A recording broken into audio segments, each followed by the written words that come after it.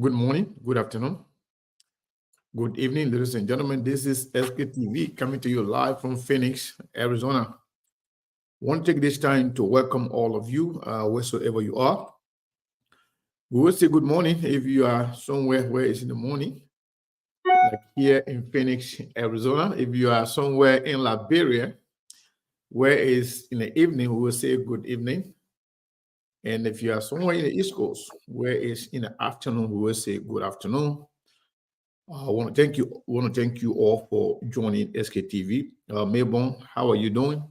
Today we're going to be having a conversation with Mr. Wynfred Russell, who is a resident of Minnesota or Liberian as well, who has served in different capacity in the city of Minnesota, and who is also aspiring for another position in that state. Yeah, so we're gonna have our first segment conversation with him. Likelihood is that we're gonna have Ability for the second segment of the program. As as always on the weekends, we always have him. But yes, what's going on in Liberia? How's everything? Thank you, Vaseku. And let me say thanks to our viewers and our followers. All of you there, let me say many thanks to all of you. I guess you can see now that, like for example, you can see me more no clearer how to have put it, but howbeit, thanks to our Director General, Honorable Ike Bediti, and that of the CEO, Honorable Musa Asambediti, for a job well done. In fact, in making sure that they improve the communication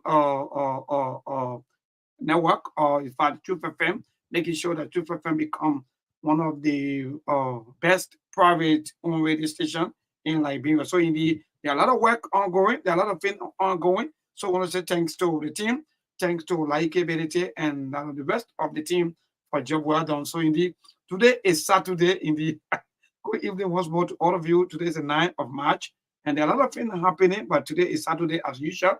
Sometime on a Saturday or on a weekend, there are some political break. Sometimes there are some news that spark up also during the weekend. But I think this weekend is a little quiet weekend to admit that there is no much political news apart from some of the news that have been happening during the week with the World Crime Code and the president travel and the asset recovery pronouncement that have been made by the president and so on. These were some of the talking points. These are some of the arguments in various communities, in various towns, in various attire center or quarters. So in the Liberians, they are all expressing their own views on all of the things that are making major news in Liberia. So yes, indeed. So with the fire outbreak again today, it was quite unfortunate that we witnessed again another fire outbreak at the Robert International Airport Highway, or someone would say the RRA Highway, Bangba Town, where we witnessed another building today that was on fire. And yes, indeed, so people keep questions. There are a lot of questions, there are a lot of talks, there are a lot of things coming up from this widespread fire disasters that are going across, where horses are burning, especially during the daytime instead of in the night, because some will say, oh, maybe it was heavily maybe manipulated by people, but some will say, no, but how come the horses are burning in the day instead of in the night, even though there are few horses are burning in the night? So there are a lot of reactions from Liberians as to what's going on. So Liberians are wondering as to why really happening. People are now wondering as to whether they are safe or not. Some are saying, oh, maybe if I'm leaving my home, I think the best thing to do is to either carry my money or put my money in my account and be safe, because I don't know what's going to happen next, because who knows who horse maybe going to be next. But how be it? These are some of the happening. These are some of the things Liberians are all wondering as to will they fire disasters that are going on, as to where it's coming from, what's going on, and so forth. But how be it today is Saturday, like I said. So I want to say thank to all of you as usual. Indeed, it's a quiet weekend. Indeed, so thanks to all of you. So, Seku, I know you are out there, but before that, let me say once more to our team, thank you so much for following, and we'll be recognizing all of you as the time go by, because why? You take your own time, you burn the data, and you listen to us also via the radio. So even if you are across the globe and you've been thinking about how to follow Truth FM, it's very easy. Just go straight to Google Play Store and you will see, go to Google Play Store and download the radio box, and you see Truth FM there live, and you will follow all of our programs indeed, and you will follow us. Even if you are busy, maybe you may not follow us live on the show, you can also listen to us also via the online radio. So indeed, good evening once more to all of you. Thank you so much. Today is Saturday, like I said. So I don't know where exactly are you, but if you are work, indeed, thank you for following us. If you home, thank you also for following us. If you on a farm, because you know it's dry season, and some of our farmers they are farming. So indeed, if you are on the farm, maybe you are brushing or trying maybe to do one or two things or trying to find your way home. Let me say good evening to you. Mind you, Truth FM cover almost the entire country. So indeed, also there are other network that also relay us. So also indeed, thanks to all of you that are relaying us. I don't know who are, maybe some of you that are relaying, but if you are in Sano, good evening to you. If you are in Mangibi, good evening to you. If you are in Bon, good evening to you. If you are in Lofa, good evening to you also for relaying this broadcast. So thanks to all of you. Yes. So please share the show. Some of you who just come in, go to SKTV. And like today, when I was coming today, I was I'm a little bit busy, but there was this some of the motorcyclists today. They stopped me and said, "Mabel, look, we have to follow SKTV, but we want you to please search for us. In fact, how can we follow SKTV?" So it's very easy. In a car, it's SK. Just go to SKTV and you will see the SKTV LRB. You will see us there. So don't post car. When you post car, you will not see us. So go to SKTV LRB and you will see us. You will follow all of our programs. You will listen to us, especially for those of you that make the platform as your own. Because mind you, Liberia is all we have. We got to disagree to agree, no matter what happened. Let's talk about the issues and vote of confrontation. Don't be angry. I know sometimes some of us we get into our feelings, and just go beyond what we don't supposed to be saying to each other. But at the end of the day, what matter is better Liberia, whether you like it or not. Now, later on today, we'll be looking at some of the things as Seku is also preparing our guest. But there are a lot of things happening with this latest prank video. I don't know how many of you out there that watch a prank video. This prank video about a young motorcyclist who were prank. Yeah, Seku, the guy was prank to the extent that in fact the guy that pranked him, they say, okay, in fact, it's all about boasting. Oh, I'm a Christian. I think I saw in the video, right? So they say, okay, so you're a Christian, that's good. But I said the Lord's Prayer. Can you imagine? That guy was, I don't even say that. It was just too embarrassing. But I know sometimes when you're between death and life, sometimes you get confused. Yeah, Mabon, thank you so much. I want to say thank you to our many viewers and followers. We want to encourage all of you to share the show.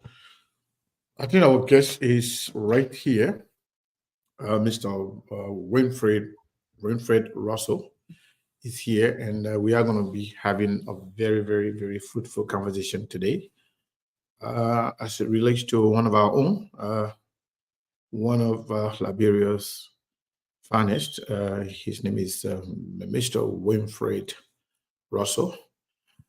Mr. Russell, welcome to SKTV. How are you, sir?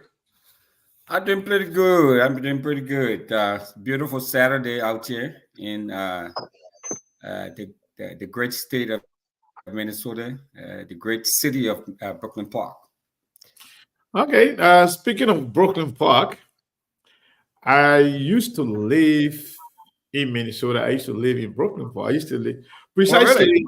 Yeah, I used to live on Brookdale Drive, and then I moved to Ah, okay. region apartment for a while. Okay. Oh, Yeah, okay. So you know the area. I was Yeah. there for 10 years. Wow. Okay. Yeah, so good to see you. And I would say welcome to SKTV. This is your debut. This is your very first time appearing Yes. on SKTV. I have listened to you one or two times on other network, but I haven't listened to a full interview of you Mm. in anywhere. Maybe you have done it, but I haven't seen it. But now it is an opportunity for us to have a conversation with you. So I want to take this time to also let you know that we are live in Liberia. We are pretty much everywhere in Liberia, almost, because we cover most of the counties. Truth FM, the mother station, covers most of the country, and then we are also being relayed on other community radio stations to cover the entire country. So we're having this conversation with Liberians, not only across the globe, but in Liberia in particular. So I want to say thank you. I want you to take a few moments, tell us who is Mr. Wynfred Russell. Are you there? Uh-oh. Don't tell me your stuff is freezing, because that's that can only happen in Liberia. Don't Yeah, don't seriously, man. don't spoil Brooklyn part. Don't spoil Minneapolis name. My people, just share the Yeah. show. It looks like people are not sharing the show for some reason. That way myself are also coming because a lot of people share the show a little bit at least so that other can follow. Yeah, yeah, but we keep going while we share the show. We encourage our people to share the show while we continue with the conversation. Yeah, for some reason your line got disconnected. I thought for a minute you were in Liberia. No, I'm not sure why, but no, I glad to be back. Yeah, so I don't know whether you heard me. I said you can take a few minutes to just introduce yourself. Tell us who is Mr. Winfred Russell. Yes, thanks again to you all. Johnson, it's nice to meet you, and you Thank too, you. Sekou. It's a pleasure being here. My name is Wynfred Russell, and I've lived in Brooklyn Park now for 20 years. And during the 20-year period being in Brooklyn Park, I've served for 4 years on the Brooklyn Park City Council as a council member, and I also served for 4 years on the Planning Commission. And for many of your listeners and viewers who may not know what that means, the Planning Commission, as a planning commissioner, so we plan the entire city out for about 10 to 20 years. So every street, we ensure that zoning is enforced in the city. All of the different construction that goes on, we approve of it to make sure that if you're building a supermarket or you're building or store or whatever you're building, you have adequate, especially if it's a public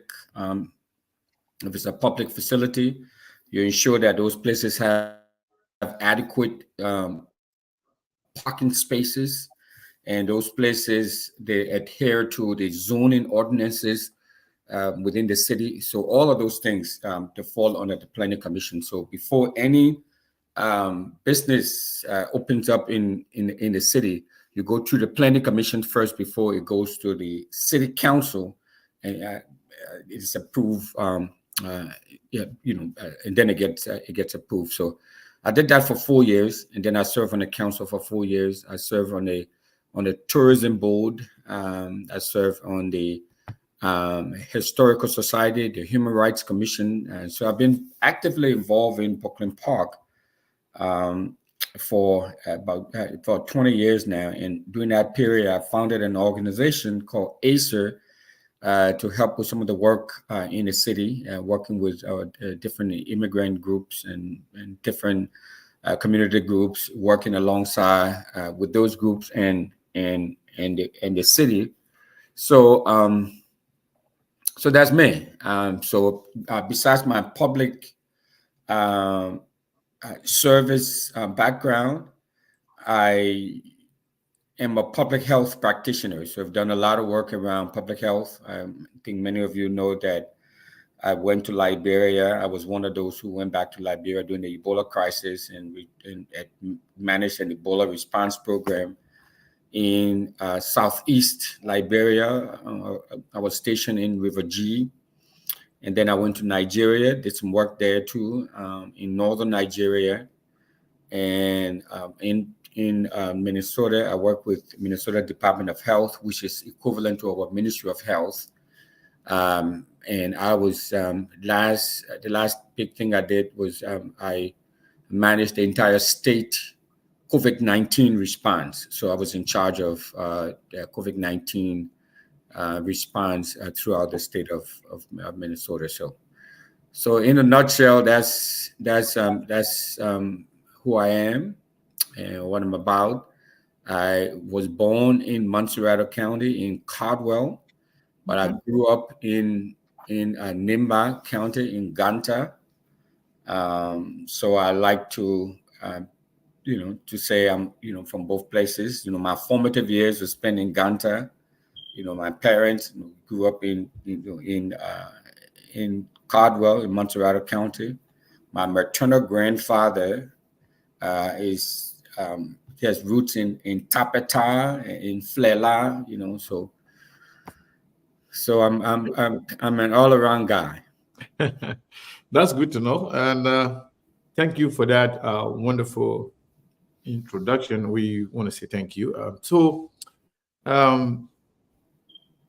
You have served in several capacity as you just enumerated. I think that's very encouraging. And so, what is the next move right now? Why are we here? What are we going to be talking about today? What is really going on? What are you trying to do? Well, we're here because you wanted to SKTV say, we've been hearing a lot about this guy. We don't know who he is, so we want to try to find out about him. And since you are a platform that you would like to expose what Liberians are doing, not only in the diaspora but also back home.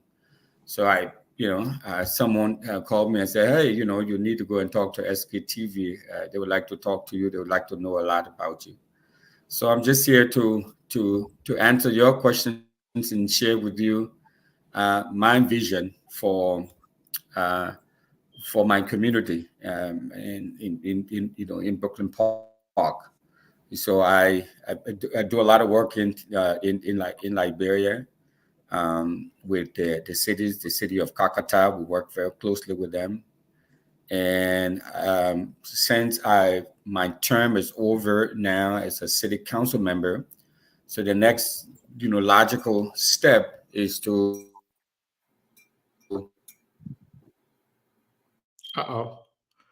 Why are we having this break in transition?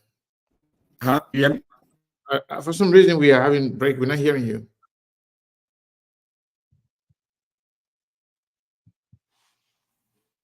Can you hear me? No, we're not here. Steve, welcome, my brother. How are you? Yes, Mr. Kane, thank you so much. It's good to be here. I was stuck in traffic. Yeah, I think Mr. Russell, we were not hearing you. That's why we try to take that time to welcome Steve, because for some reason your video is kind of frozen. We're not hearing you. Maybe you can go out and come back. Okay. Let's just do that. Yes, Steve, go ahead. Sorry. Yeah, so I know we're informed about this particular interview or conversation with Mr. Russell. So, but I was stuck. I was very late, so I'm here.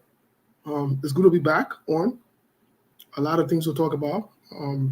It's good to have Mr. Russell on. I think that's your first time, right? Yep. Yeah. First time. So we'll get into the conversation. Yeah, so we also supposed to have Chairman Musa Belete here on the second segment of the show today, towards the end of the show. So we will have we try to have at least 1 hour with Mr. Russell, so that way on the other side of the show we can have the chairman here to talk about some of the things we left out the last time. So Steve, again, Steve may continue. I think Mr. Russell is back. Hopefully, the line will be okay moving forward. I'm not sure what's going on with that stuff in Minnesota there. That I think for a minute the mayor is in Queen, somewhere Queen beyond Ganta. What are you paying? No way. I'm just messing with you, my brother. So yeah, so hopefully the stuff is okay. Yeah, so you were speaking about the next the logical thing to do after serving several years in the city council. So you say, what was the logical thing to do moving forward? Well, I've announced my candidacy for a seat in the Minnesota House of Representatives. So I'm running to replace Representative Mike Nelson, who is retiring, and he's representing our district, the Brooklyn Park. So region department where you live, that district is in that district too as well. Okay. So I decided to run for that seat. Since I left the city council, there used to be 4 of us here holding elected offices here in the metro. So we had a librarian in Brooklyn Center. We had a librarian in Falcom Heights, around St. Paul, around Roosevelt, somewhere around there, and then you had another librarian here in Brooklyn Park. But as of the last election in 2022, all of the librarians who were holding those elected offices, we were defeated. So we did not make it. Past the general election, so we were defeated. So now, even though librarians in the state of Minnesota constitute the largest number of librarians outside of Liberia, we don't have political representation. Our economic power alone in this area, just the northwest part of the metro, of the metropolitan area, we are pumping in about $2 billion in the economy, the Liberian community alone. I'm talking about for homes. We have homes here. We have businesses. We have cars. The students at the school district is called the ASU School District. The only other students that we have more than the Liberian students here, that students in MCSS in Montserrat County. So we have the largest number of Liberian students at enrolled here at ASU School District. So we are a huge part of this region. And so, of course, of this state, but we don't have representation. So this is an opportunity for us to have representation. So I decided to step up, to run for an open seat. And this is a district that I served, when I was on the city council. So the district I'm running for now, that the state house, this was the district that I served. On the city council. The city council district, as you can imagine, is a little smaller than the state house district, but it is subsumed within that state house district. So I'm running for the House of Representatives there, to provide representation. Sekou. So are we talking about being the House of Representative in the local government or in the U.S. Congress?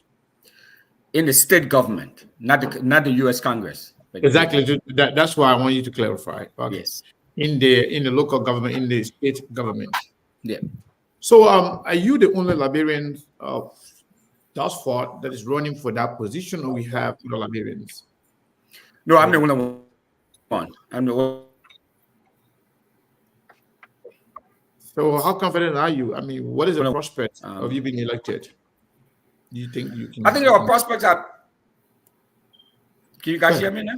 Yes. Yeah. I think our prospects are good. Sekou, we have the name recognition, and I think our people have learned from the last time that that we need to support our own, and we had a really good turnout for the caucus.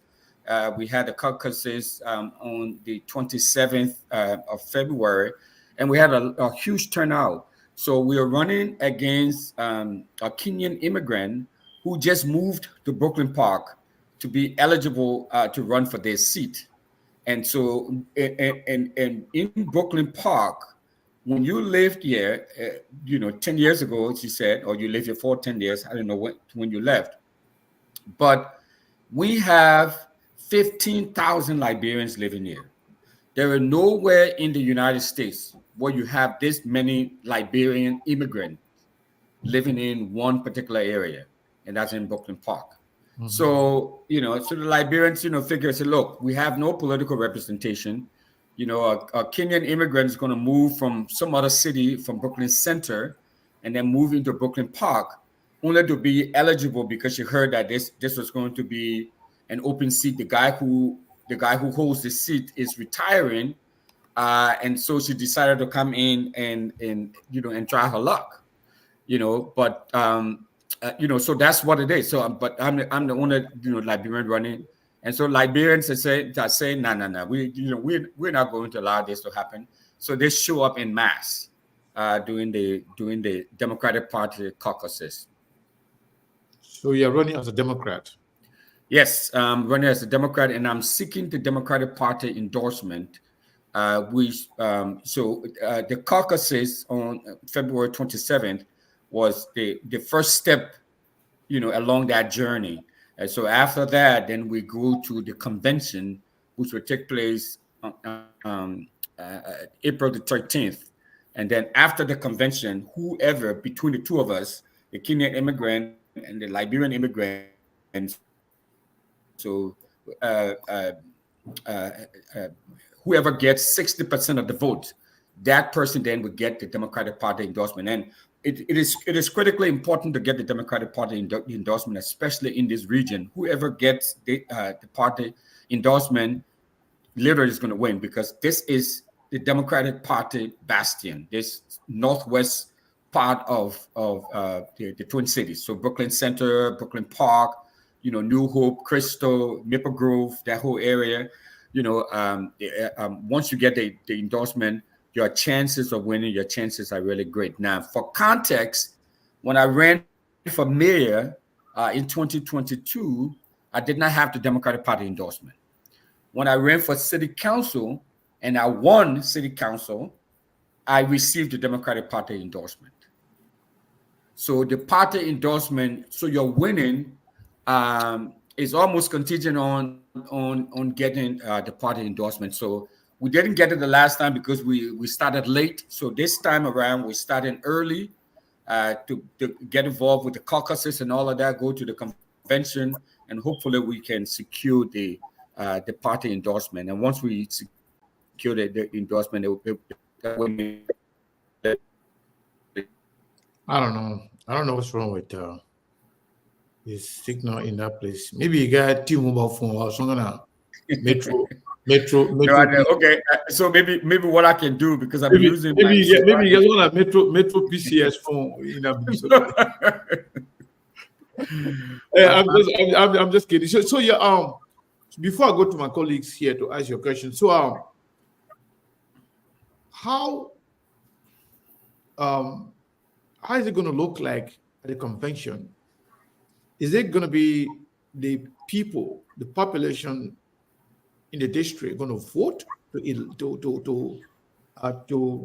for somebody to be qualified, or is going to be the Democratic Party voting in order for one person to drop out and the other person stays in? Beautiful. Good question, Sekou.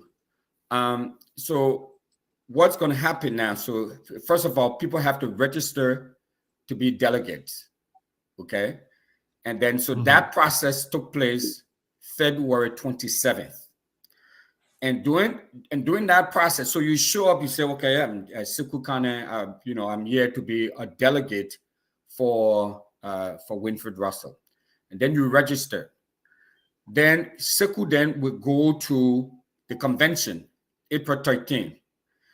So after that registration had taken place, so all of the people who registered on the 27th to be delegates, those are the only people who will vote during the convention.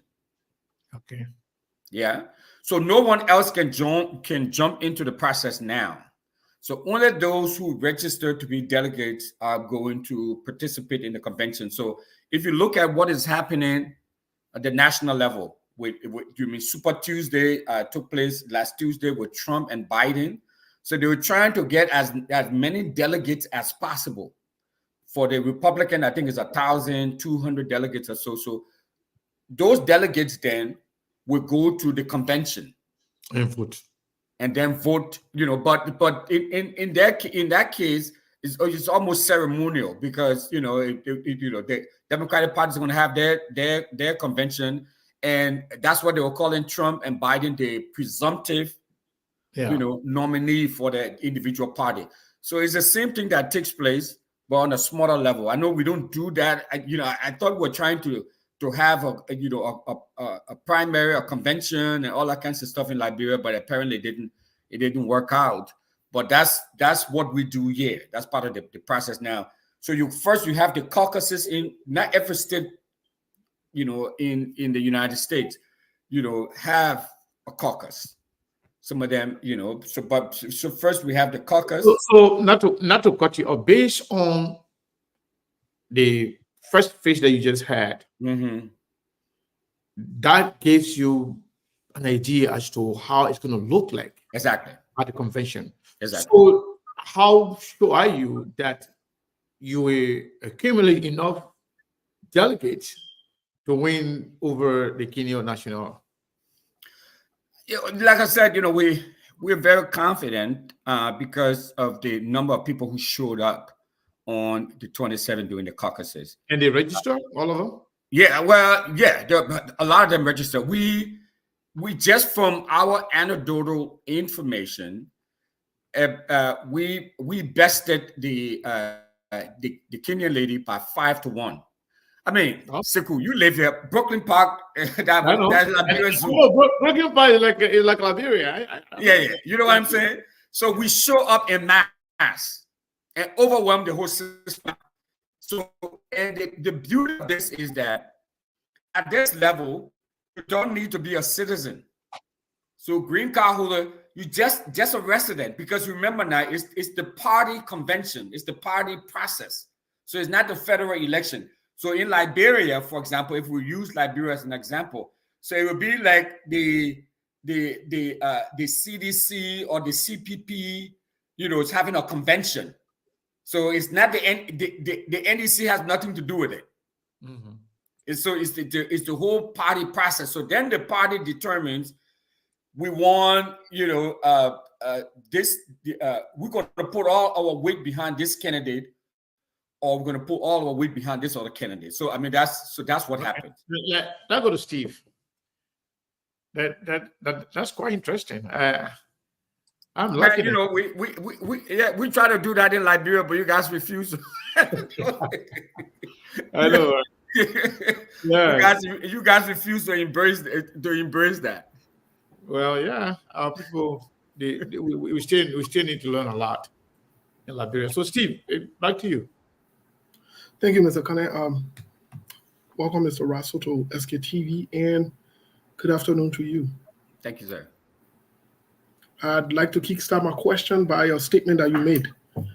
You said you like to bring it, quote unquote, I'm paraphrasing, your people, the support of your people, and so forth. My question to you: how's your relationship with the Liberian communities in Minnesota, specifically Brooklyn Park? How's your relationship with them? Oh, excellent. I have a great relationship with my community, the Liberian community. I have a very strong name recognition. I've served the community. As I said to the Sekou before you came on, about 20 years I lived in this area, and during that entire time, I have been busy with a number of initiatives, whether it's going back to Liberia, working, responding to Ebola, working in Kakata. Brooklyn Park has a sister city relationship with Kakata. I've been to Kakata so many times to try to strengthen their governance, their city governance process there. And working with the local community organization here, the OLM, working with the Liberian Ministers Association as a group of about 100 churches, pastors, with the local imam and businesses. So we have a very strong, a very good relationship with the community. Hence the performance that that we saw on February the 27th during the caucuses. Okay, thank you so much. Well, let's go back really quick to something here. When you ran for the council seat in 2019, you won by about 55%. Is that correct? Mm-hmm. Great. 2022 or 2023, you also ran for a seat around the same area, for maybe higher than what you ran for on the council seat, like you said earlier. My question to you is, if you are claiming that you have a good relationship, how can Liberian put the internal to vote for you and you lost? Okay, so yes, I do. That's good, Steve. So okay, so in 2018, I ran for a seat on the Brooklyn Park City Council, and I won, becoming the first Black person to serve on the Brooklyn Park City Council. And if you remember, I told you one of the things that one of the major contributors to my winning then was I received the Democratic Party endorsement. I was an endorsed candidate. So fast forward to 2022, okay, my term was ending. So the mayor then decided to step down. And so there was an open seat to run for mayor. Now, you have to remember that the council seat is a district. So it's a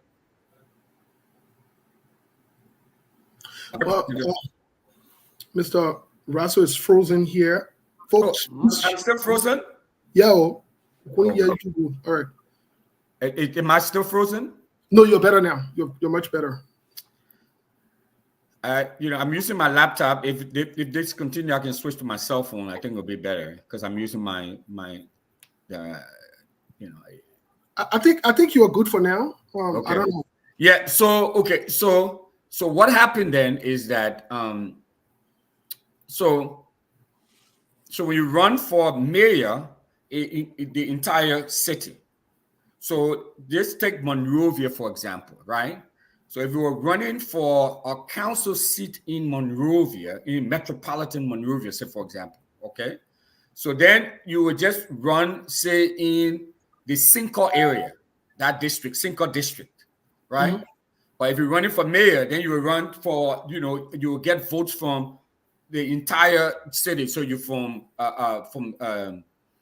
Dole community, Central Monrovia, from all over, right? Okay, does that make sense? Okay. Yes. So just trying to break it down as best as possible. So what happened then when I ran for mayor, I did not get the Democratic Party endorsement because I got into the race a little late. I was contemplating at the time whether I should run for re-election to hold on to my city council seat or I run for mayor. So even though the mayor was stepping down, so I had to make a decision. So by the time I made the decision whether to run for city council seat or run for mayor, the Democratic Party endorsement process had already taken place, and they had already endorsed a candidate. So even though I was on the council, still contemplating whether to run or not, they've already done that, right? So then, but the mayor at the time, so then what motivated me to run, even though I didn't have the endorsement, was the current mayor at the time said that, okay, I'm going to step down and endorse you. She called a meeting of community leaders and said, I'm going to step down, but I want to be replaced by a West African. And the only West African that I know who is qualified is Wynfred Russell. So she endorsed me. Then the previous mayor, the immediate past mayor, also endorsed me. And then there were 7 members on the city council. 5 of the 7 members of the city council also endorsed me. So even though I did not have the Democratic Party endorsement, which is critical in winning in this democratically heavy region, I decided to move ahead because I had really key endorsement from the current mayor, the immediate past mayor, and all of the council members. Okay, so and it was to Liberians then. They're not. They're all over the city, pockets here and there, but the majority of them live in the West District, where I was a city council member. So when I ran for mayor now, so the votes had to come from all over the place. So it was not enough. And then especially if you are running against the Democratic Party machinery, and the machinery comes with, people volunteering to do knock for you, they're giving you money, they're making telephone calls, they're doing all of those stuff. You have the whole Democratic Party apparatus behind you when you get the endorsement. I didn't have any of that. So Liberians did.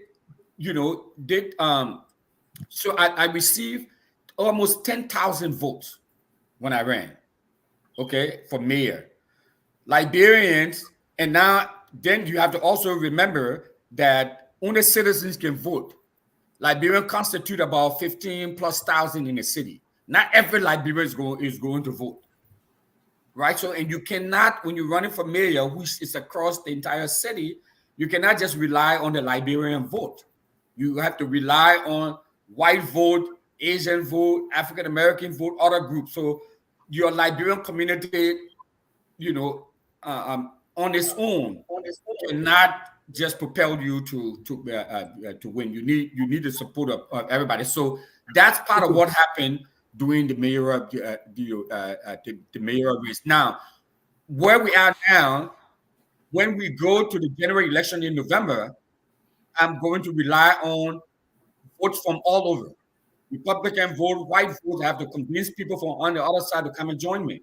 The primary, what we're in now, the people who register as delegates, they were largely Liberians. So I have to rely on the Liberians now. Now, the Liberians have to show up April 13 for us to be able to go to November. And then when we go to November now, we need to get votes from the Kenyan, from the Nigerian, from the white, from everybody. Am I making sense or not? Yes, thank you for the clarity and context there. I want to push a little bit here on the conversation because you talked about money in terms of election.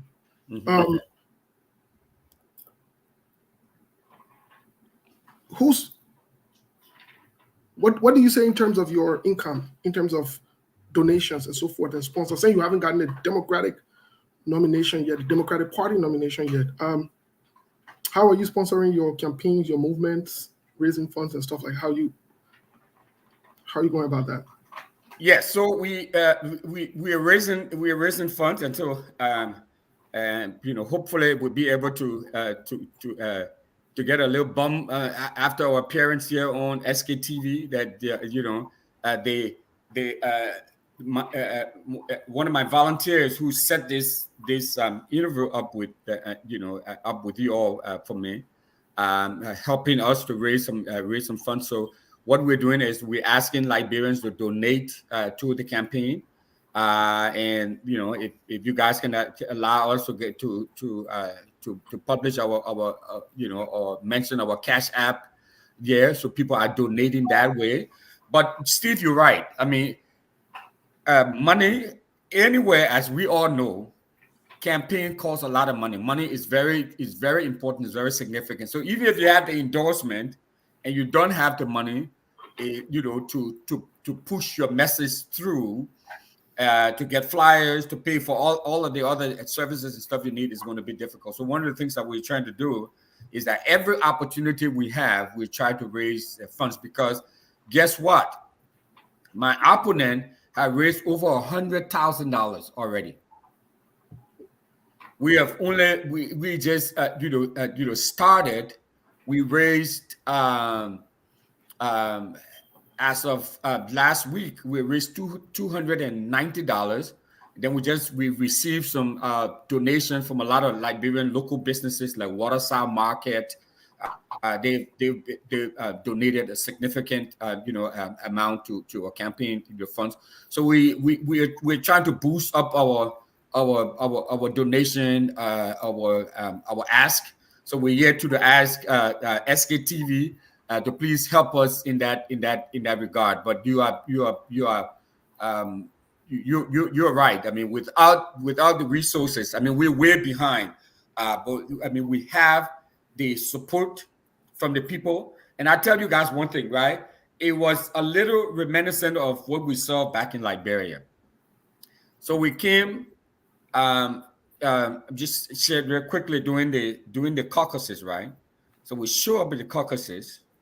My opponent had people with T-shirts and flyers and billboards and all of these stuff. Like I said, they raised about $100,000. We only had $200. But then when Liberians heard the news and the optics of a Kenyan person coming, a Kenyan immigrant coming to Brooklyn Park, to run, in our territory, so folks said, you know what? Whether you have T-shirts, whether you have flyers, whatever, we just need to show up there and register. We just need to show up, and they did. They show up in mass and they register. But at the end of the day, we need the resources to be able to drive home that message, to ensure that all of those people who registered on February 27th, that those people will show up on April 13th to participate in during the convention. So Steve and Sekou and Johnson, your help in helping folks donate to our campaign would be greatly appreciated. Let me ask you this question. You seem to also be involved with the Liberian politics simultaneously. Rumors have it, I'll use the word rumored here because SKTV cannot authenticate some of this information, that you didn't like the past government. What is your position on the most recent government, the WIA-led government, and the Unity Party-led government? What is your position? I mean, don't compose saying they make for they make trying to get money from everybody, from both Unity Party. The politician, I got to be. Come on, Steve, man. don't bring LeBron politics in that. Because the reason he is looking for money for every Liberian. So his position in Unity Party DC was so happy saying the man for real. I don't think he should have. By the way, I wouldn't go there. Go ahead. So the thing that this has been a campaign for the community, and the community has been behind this campaign. Even when I ran for city council, the mayor, because let me tell you this, and it is true that I did not like the way things are going previously in the previous government, and I speak up. A lot of people know that I'm vocal, but we are where we are now, and I think I've reached out to Seditions and others and said, look, I've been in this for a very long time, working in the community, and people have seen that I've worked across the board. I brought Jefferson Koji to Minnesota, to Brooklyn Park. The pictures are there. If you go on my personal Facebook page, you will see it there.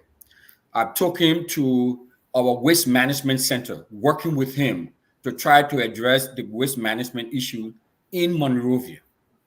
So true, I didn't like the way they missed opportunities and the way they were running, they were doing certain things, and some of the folks who were appointed to positions who really have no clue. I work with them because at the end of the day, it's about our country. It's about how what we can do to turn things around. So I brought Jefferson Kochi. We even took him to our solar farm. Brooklyn Park has the largest solar farm in the state of Minnesota. Many of our municipal buildings are run on solar. So I brought, now President Boyka here. We work with, President Boyka. I work with, what's his name? Nathaniel McGill.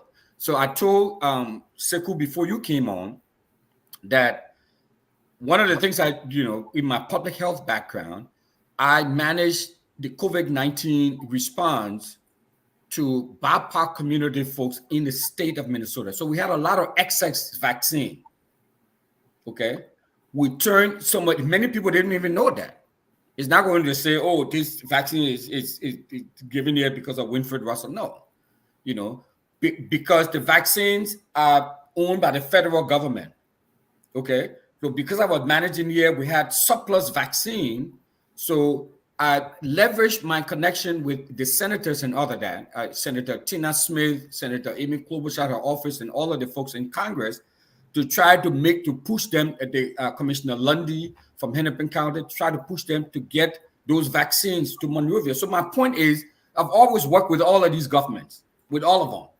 We are government. I work with this current, current government to try to turn things around. But where we are now, we don't have representation as the largest Liberian immigrant group in the United States, in the diaspora, actually. We don't have representation. So I'm only stepping up, and the community see me as a vessel through which we can have access to power, access to resources, and all of that. And so I work with all of these groups. But if you're doing stuff or you're not doing something in support of the people, you're not doing right by the people, I will speak out about it. But I've reached out to Seditious and told them, say, hey, and if you've been in politics, local politics and national politics too, as long as I've been, mainly my experience is mainly politics here in America. You're bound to say things that will make people angry, or you're bound to do things that people will not be happy with. And with that, I've said, look, I'm sorry if you've taken it personal, if you've been mad about it. But now it is about the community. Joseph Boyka came here. He campaigned for me. Tiawan Gonglo campaigned for me. Mr. Cummings campaigned for me. Darius Dillon campaigned for me. I'm not talking campaign. I'm talking physically coming, door knocking, looking for votes, because it's about the community. When we outside of Liberia, we're here.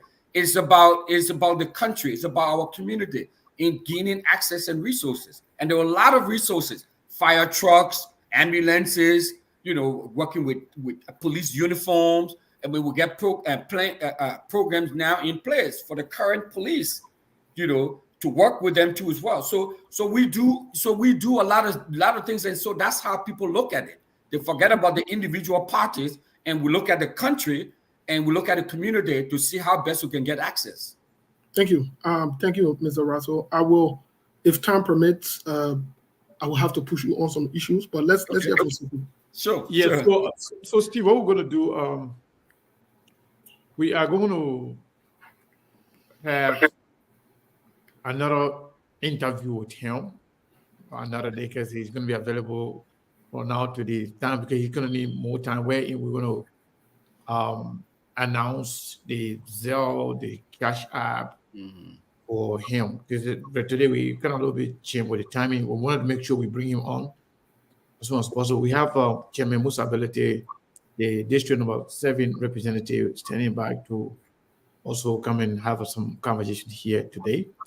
So we go for another 10 minutes with Mr. Russell.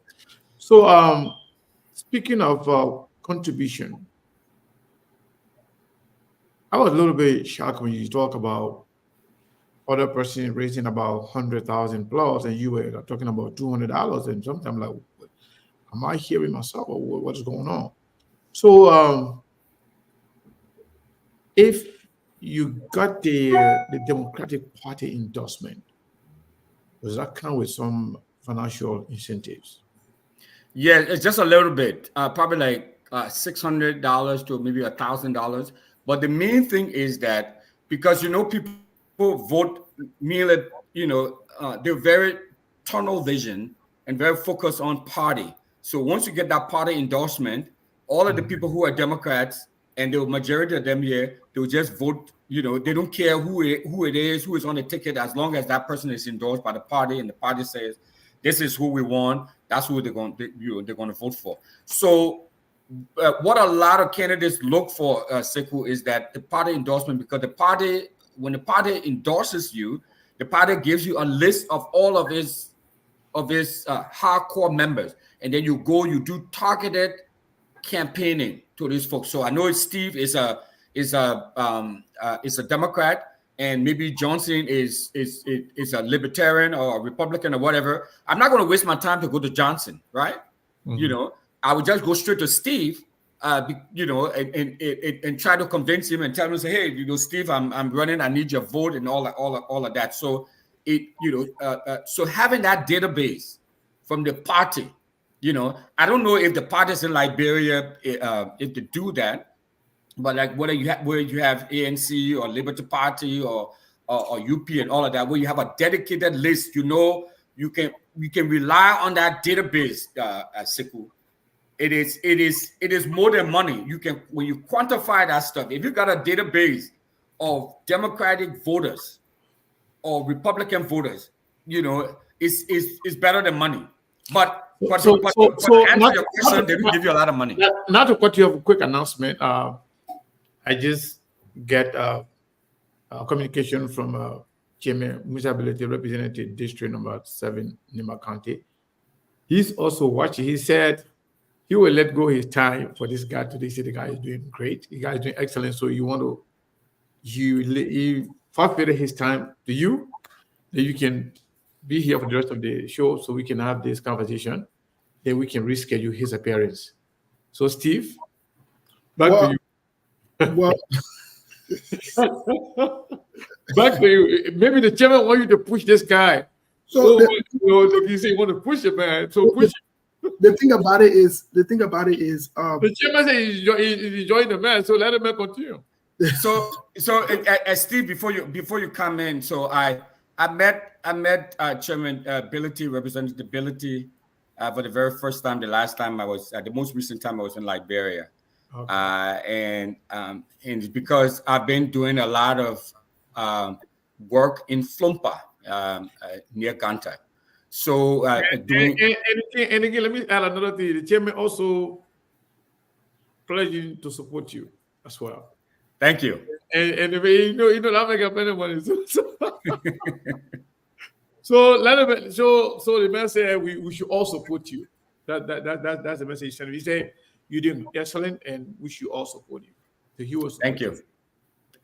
Thank you, Representative Ability. I really appreciate it. I had a really nice conversation with him, and I'm looking forward to have a team of doctors. Like I said, I'm in the public health space, so I have a team of doctors and medical. The way you're on the phone acting like you're you said whether you handle look at two or I don't know, look at two or somewhere in Kawikian. I'm not even sure. What's going on? They may form. I don't know what we are the internet. In terms of announcement tomorrow, internet. Tomorrow will be very, very interesting. Mr. Kane, I know we've been having some kind of conversation about surprise guests. Mm-hmm. It is confirmed 85 to 90% of a surprise guest tomorrow for the first maybe 30 to 45 minutes. You don't want to miss the show tomorrow. We're having a surprise guest. We're not going to call the guest name. We're not going to call the gender. Nothing. We'll make no announcement about it. But tomorrow the guest will show fit. But you said let it be the second 30 minutes because we only want to use the first 30 minutes to build the audience. Yeah. The first 30 minutes of the show, we do that. Right. The guest more likely will be here around our time. So, but at least, we're going to build. Yeah. Build the momentum, make sure that everything is tomorrow, please Please be on. Look at the people starting. That's not guessing. You're not even going to get this guess here. Yeah. Because no matter how you think, but they're probably not ready to people than me. Probably not. Yeah, but they get only people that guess it. They don't get it. They're going to get it because they can actually capture this thing here. Yeah. To go. What am I about to drinking again? You gotta be top secret in money. Slow down. Don't bring no there. Leave that thing. Leave that one, brother. They will tell people in La Brother. The surprise guest tomorrow. Let it make sure to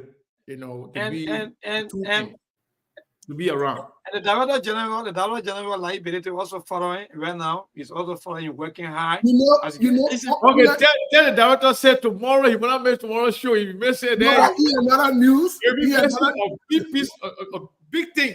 Another news. Other news, folks. See the mood that we are in today. He gave it. No, I don't think so.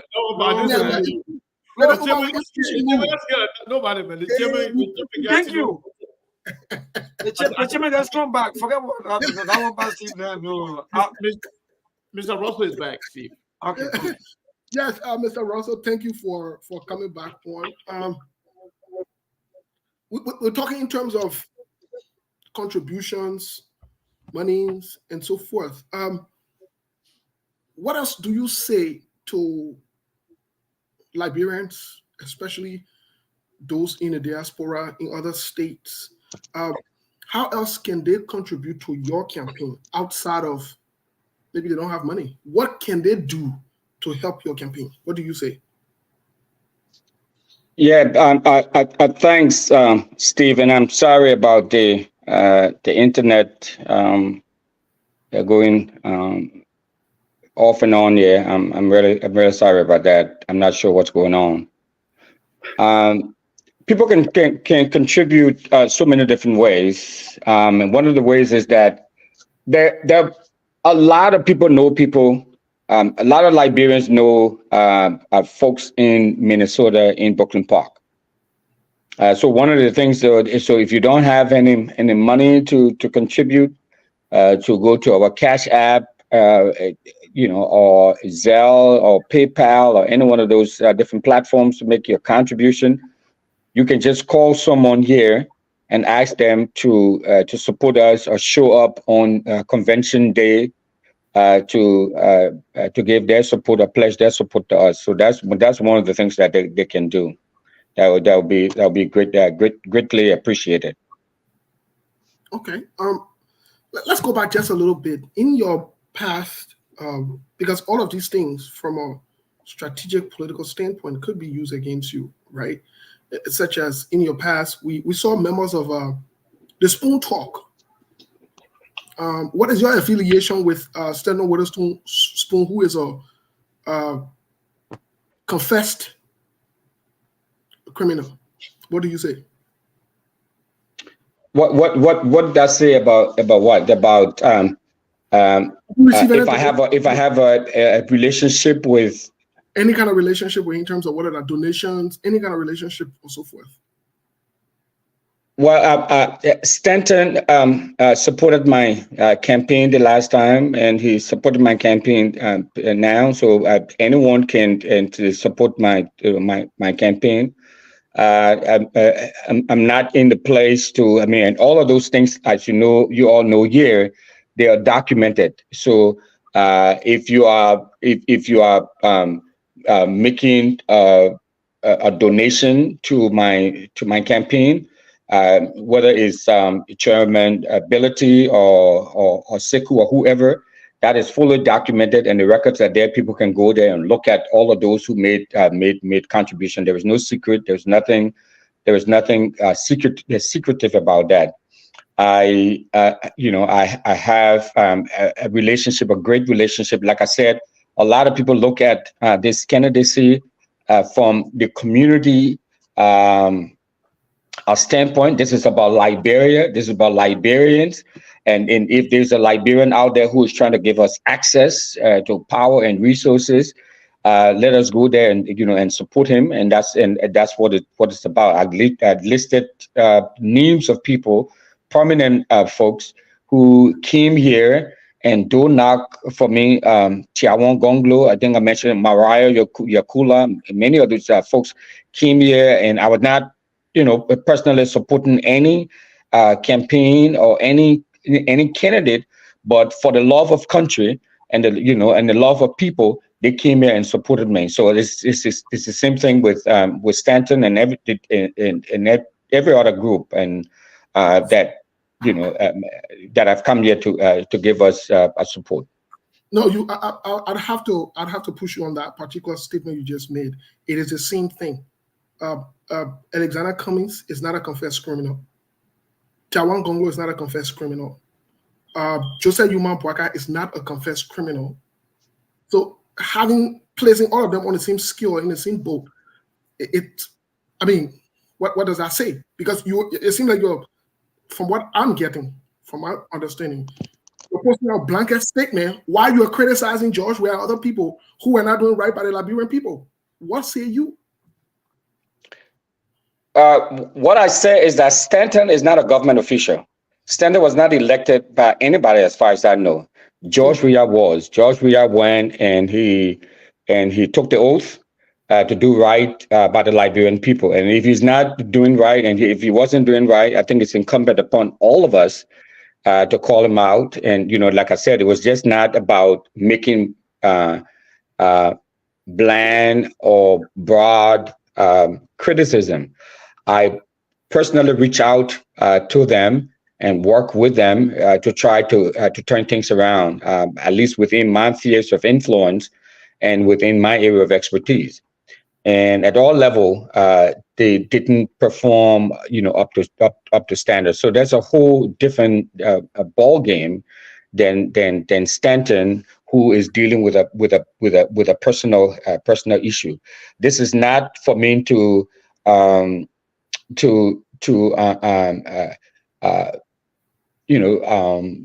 cast aspersion on someone who may have had some challenges here and there. Many of us, have had. True. Many of us have not been convicted of anything. But Stanton is coming to support our candidacy. He did the last time, and he may do this time again. Just simply based on the fact that we are Liberian and we are looking for representation, and they're in a position to try to help to mobilize people, just like what SKTV is doing today. And so that's it. So that's how I see it. There is nothing in the law that says that if someone is a confessed, convicted, felon, that they cannot contribute to someone running in a political race. There's nothing, at least in our constitution, in our electoral laws and policies here. Most definitely so. But what says you from an ethical professional standpoint, especially in terms of an African descent with morals and standards and value? What say you about that? Knowingly, that's the question. I have I'm not the only candidate who running for office, whether here or in Liberia. I'm not the only candidate who has sought support from someone with a checkered past or a checkered background, and I would not be the last either. So what I'm saying to you is that I'm not in any position to condemn anyone. About their action. The law has taken its course, and we allow the law to complete what it is doing or what is going to do.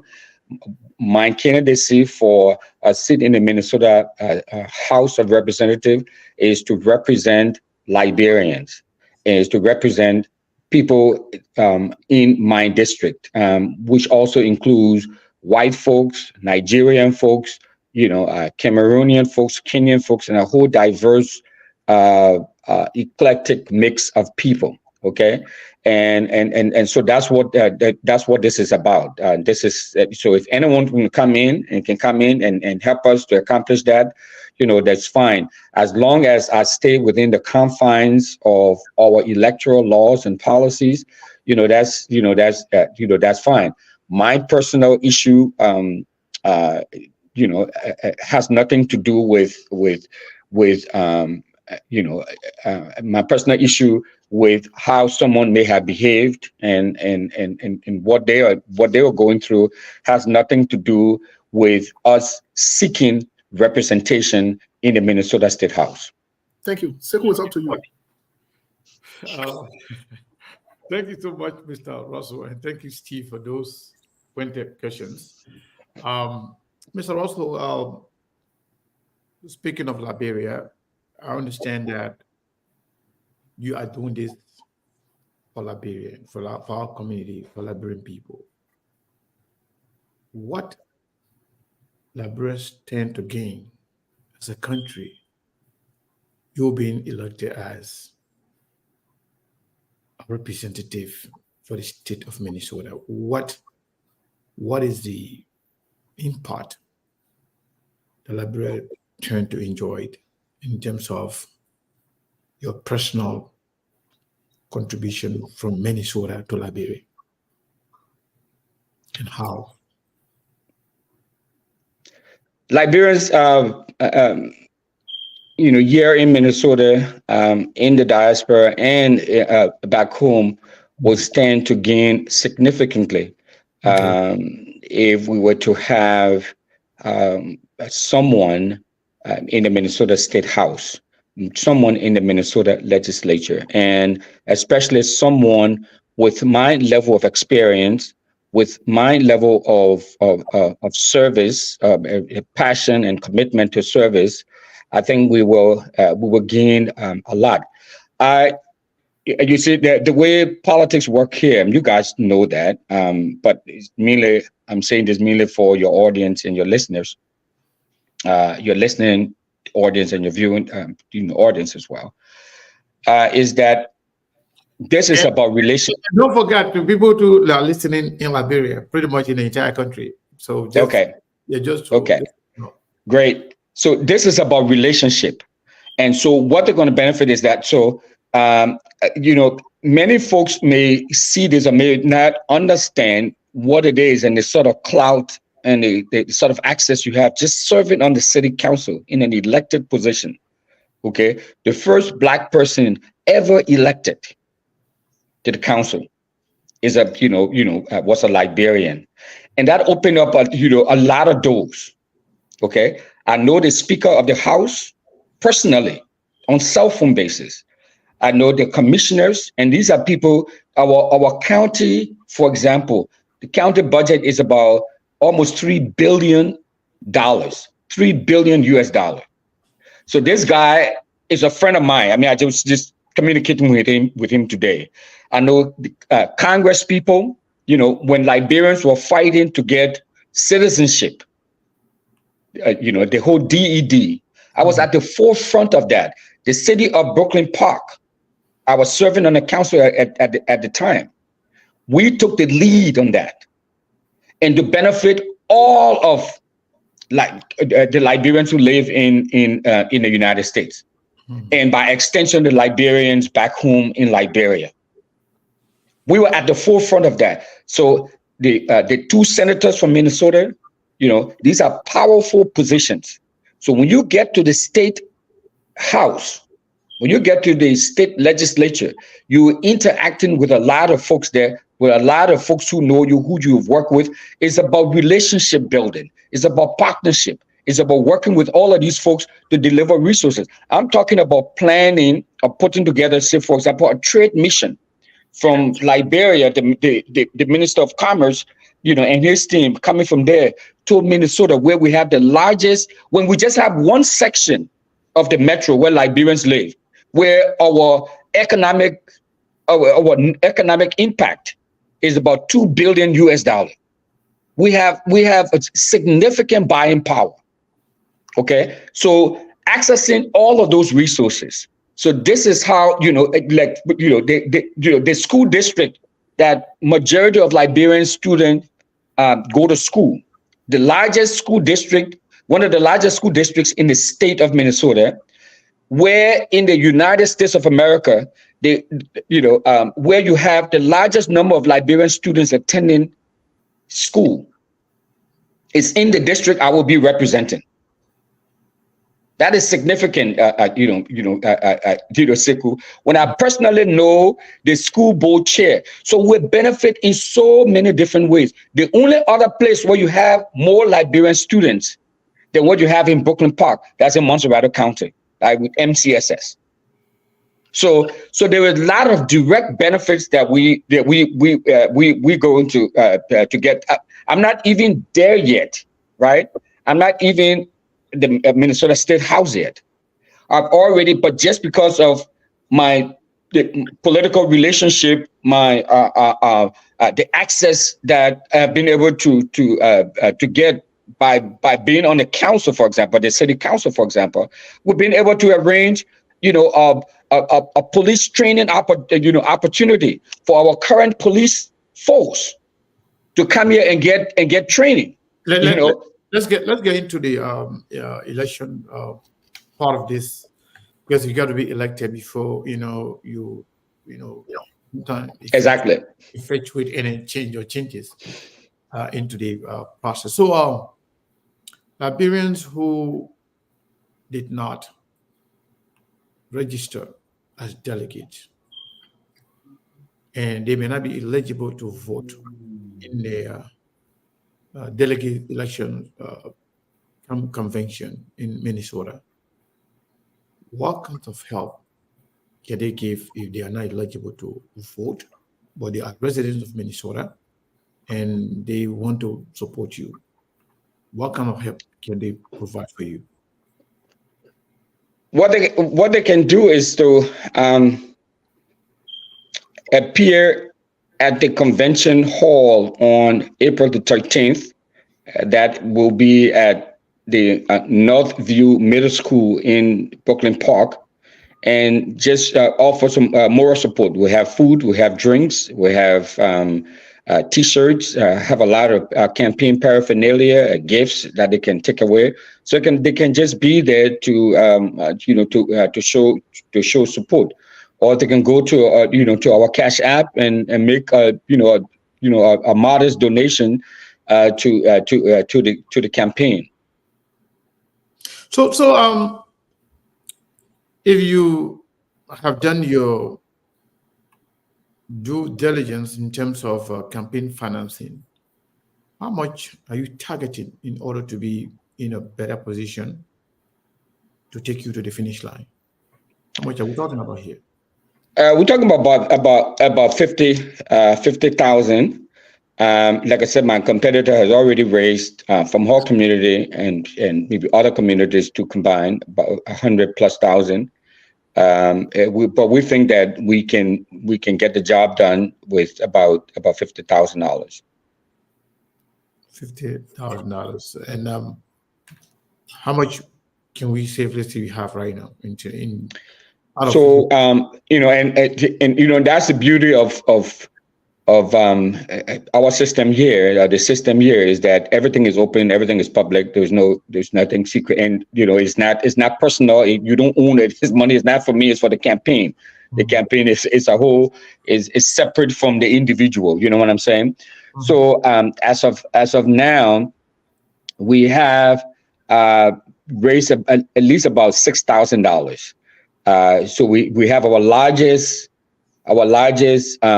donation from the Camara family, Molly Camara and his family. Waterside Market? Yeah, Waterside Market. Okay. So they donated $5,000, okay. And then so that really boosted our campaign donation. So, and then we have, smaller donations, here and there. People are, donating their $20 or $25. So, all donations are accepted. So, give and take without specifically looking at, and I just had a meeting with the finance team this morning, just before coming on your show. We had about $6,000 and change. So we still have a long way to go. So do you need to get this $50,000 before the convention, or you can raise money as you go, and you're going to need this money potentially for the general election? Yes, we'll be raising money as we go. We don't need the $50,000 prior to the convention on April the 13th. We need the bulk of that money to take us to the general election in November, November 5th. So we are having our formal launch, the formal campaign launch, and we will raise formal campaign launch and fundraiser will be held on March the 30th in Asio at the Mila Bistro restaurant in Asio. Is also a Liberian-owned restaurant that we're having our formal campaign launch. So people will be donating there too as well. We'll be raising money there, as well. But we'll be raising money as we go along. But our ultimate goal is about $50,000. If we get more than $50,000, that'll be fine. It'll be in the account. We have to, all of this money have to be made accountable to the donors, to the voters, and of course to the government. So there's not money to put food on my table or money to put gas in my car, but it's money strictly for the campaign, to get the message out there, to buy the materials and stuff that we need for people to get out there, to get the message out, to encourage and ensure that people show up to vote. And when is the convention again? The convention is April the 13th, Saturday, April 13th, from 9 a.m. to 3 p.m. It's an all-day affair. We'll have food, we'll have drinks, we will have music. So she will have all Kenyan food and Kenyan stuff. We will have all Liberian stuff, and so I mean, even if people are not there as delegates, like I said, it will be a very festive event. We have different groups showing up, providing. They've already contacted us. Someone just contacted us and said we're going to provide some water. Another group said we'll provide some soft drink, and another group said they're going. This guy and his wife said they're going to provide some acheke and fried fish and plantain. So it's a community thing. Like I said, I think we learned a lot, Steve and Sekou, from the last election when we did not come out en masse and support the Liberian candidate. It just quickly. I mean, as we all know, and we talked about, elections, have consequences, And so we did not have somebody at the table. There is a Liberian Business Association. When I was on the council, we voted. We got the support of majority of the council to support the Liberian Business Association. I don't know, Sekou, if you remember where the CVS used to be there, the intersection of Brooklyn Boulevard and West Broadway. But there's a strip mall there. The CVS used to be in there. But we bought the city. We bought that entire strip mall and we turned it over to the Liberian Business Association to run, because we're not in the business to do that. But we leveraged our power and resources and bought that space and turned it over to the Liberian Business Association to run. Jackson George, if you know him, the head of that organization, and we built in there a small business incubation center. So if you have a small business and you just starting up, you can go in there, you get some training, and to scale up your business. It was a $13 million project, $13 million US project.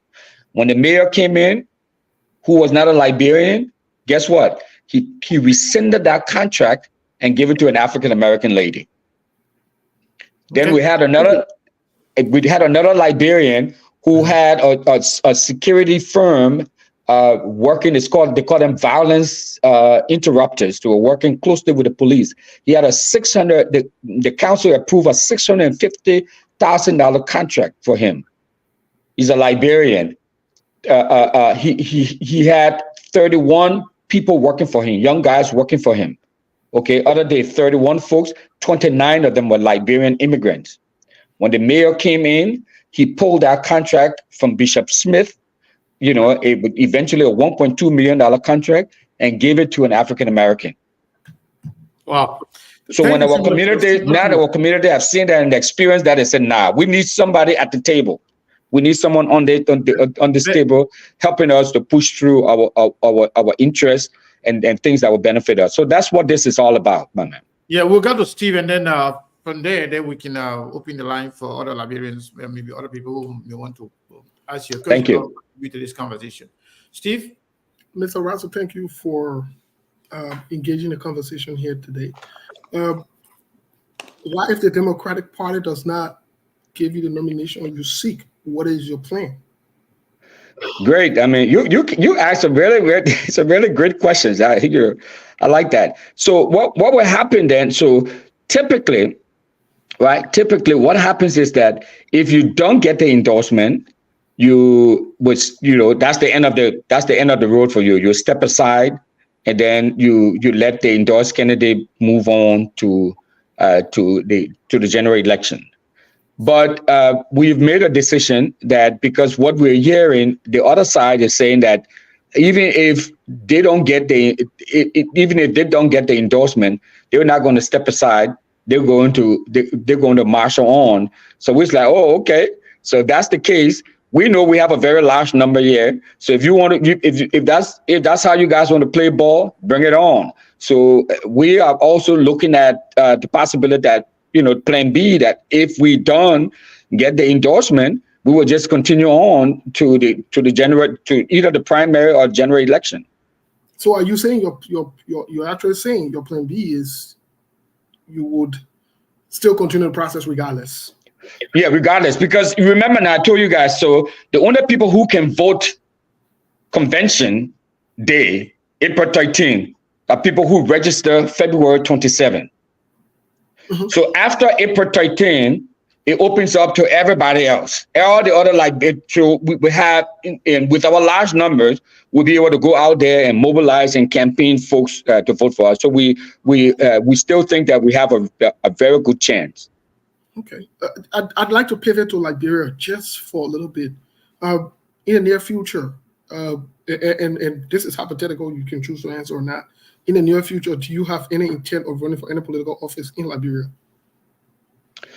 I'm always open and willing to serve, and I'm very passionate about service. So but at this time we're focused on the folks here in Brooklyn Park in Minnesota, and see how best we can ensure to have representation. But I'm not going to toss out any opportunity to serve my people. So I've served my people in Nigeria. I served my people in the southeast part of Liberia. I've served my people throughout the state of Minnesota, and so if an opportunity availed itself, where I can serve my people in Liberia, you bet. I will give that serious consideration, and jump into that. Well, on the record, just before I ask you this next question, on the record, I was born in Magibi County, specifically Kakata. So thanks for all you do there. I have heard of some of the connections, some of the work you've done there so far. So, but in as well, I'm from there. I was born there. Thank you. But let's get to my next question here, because the current politics, as we are seeing, the Democrats seem to be turning red state now to blue, namely Arizona and other places, right? As we speak currently, Lake, who ran for the governor position, who lost, is going to be running for the senatorial position coming up a Republican. Yeah, So Christian Cinema. Yeah. against Gallego, she's running against Gallego and It's Carol Lake. Carrie Lake and Carol Lake is the one that running. Christian Against- Cinema. Christian Cinema is not running for re-election. Yeah. right. No, she switched to an independent, but she's yet to declare whether or not she will run for re-election. She's yet to do that. Oh, I thought she decided already. Is she still on the fence about whether she's going to run or not? No, not yet. She's still on the fence. But that's the nature of the politics here, right? So let me ask you this question: should you not, because in politics you win or you not win, you got big one. That's the realistic fact, right? My question to you is: should you not win? What's next? What do we expect next from you? Because we've studied your history on SKTV, we've done some research on you. You seem to be the guy not to give up. Imagine in 2012, you lost the council seat by just 5 votes. It didn't stop you. In 2012, you lost by 5 votes. It didn't stop you. You seem to be very determined, very motivated, very focused. And like we're saying, like, bro, you have to die. So what is your next move? Should it doesn't go your way? Yeah, that's always a possibility, but we are very sure with the momentum that we saw February 21st that a lot of our people are behind us. They learned from what happened in 2022 when I ran for mayor and what we have now, the current dispensation in Brooklyn Park. So we've learned from that, but for me, if there are, if there are others who are, stepping up, I would love to support someone else. So the others can come up and step up to run, to provide representation. I would gladly step aside, and support them. But that's not, what we're saying. So until that time, we will continue to step up, because we think that it is critically important to have representation for our people. The current Speaker of the House of the Minnesota legislature, she ran for 3 times before she won. Joe Biden, the current president of the United States, ran 4 times before he was elected. So you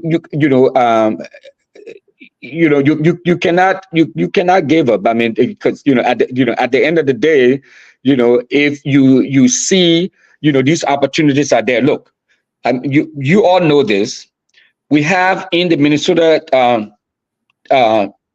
legislature, right, the state legislature, we have 5 Somali immigrant representatives. We have 2 Somali immigrant senators. We have 1 Somali in Congress, right? This is for a community that came here into Minnesota in 1992-93. Did not know a lick of English. Do you know how long Liberians have been in Minnesota? Do you know when the first Liberian settlement was established in Minnesota? It was back in 1952, in the early 1950s. And we have no representation. So for me, from my vantage point, it's unacceptable. It's unacceptable. So, for me, it's not, and you're right, I lost by 5 votes. We did, I exercised my right. We did a recount. It still came back down to 5 votes, but we have to keep, cracking this glass ceiling. Like I said, when I ran for mayor the last time, we got almost 10,000 votes. So that's 10,000 cracks we put in our ceiling. I think we should take some time to take a few calls. Yeah. Once he's done landing on this question. Because we only got about 15 minutes to go on the radio. So I just want to make sure that we take advantage of our presence on the radio so other Liberians can most definitely hear what Mr. Russell has to tell us here. So we can you want to also pin a line to Liberia first, or just Mabon, are you there? Let's see if we can take a few calls from Liberia and then with the rest Yeah. because I hope Mabel is there. If Mabel is not there, then we can just open the line here. Okay, Mabel is there. Mabel, take some calls Yeah, in Liberia. Let's hear everyone is there, what- but everyone yeah, thank you. But unfortunately, we have statement set up, so so that same thing continues. Yeah, indeed. Okay, Sorry, okay. but management Then no need to will take work calls it. from there. So Yeah, we can thank take calls here in the US. Or Yes. anywhere, anybody can call up from Liberia if you want to participate. We have 2 numbers here, and you can call either one of them: 480-862-0783 or 480-401-2081. Call any of those numbers, you will get us. So, Mr. Russell, while we wait calls to come in, and whenever we got a call, we'll be interrupted, and we will definitely take the call to listen to them. So the other side of the aisle, the Republican, do you have an idea who could be a potential opponent on the side of the Republican Party? And if you know, how strong, how a challenge would it be if you are the nominee for the Democrat?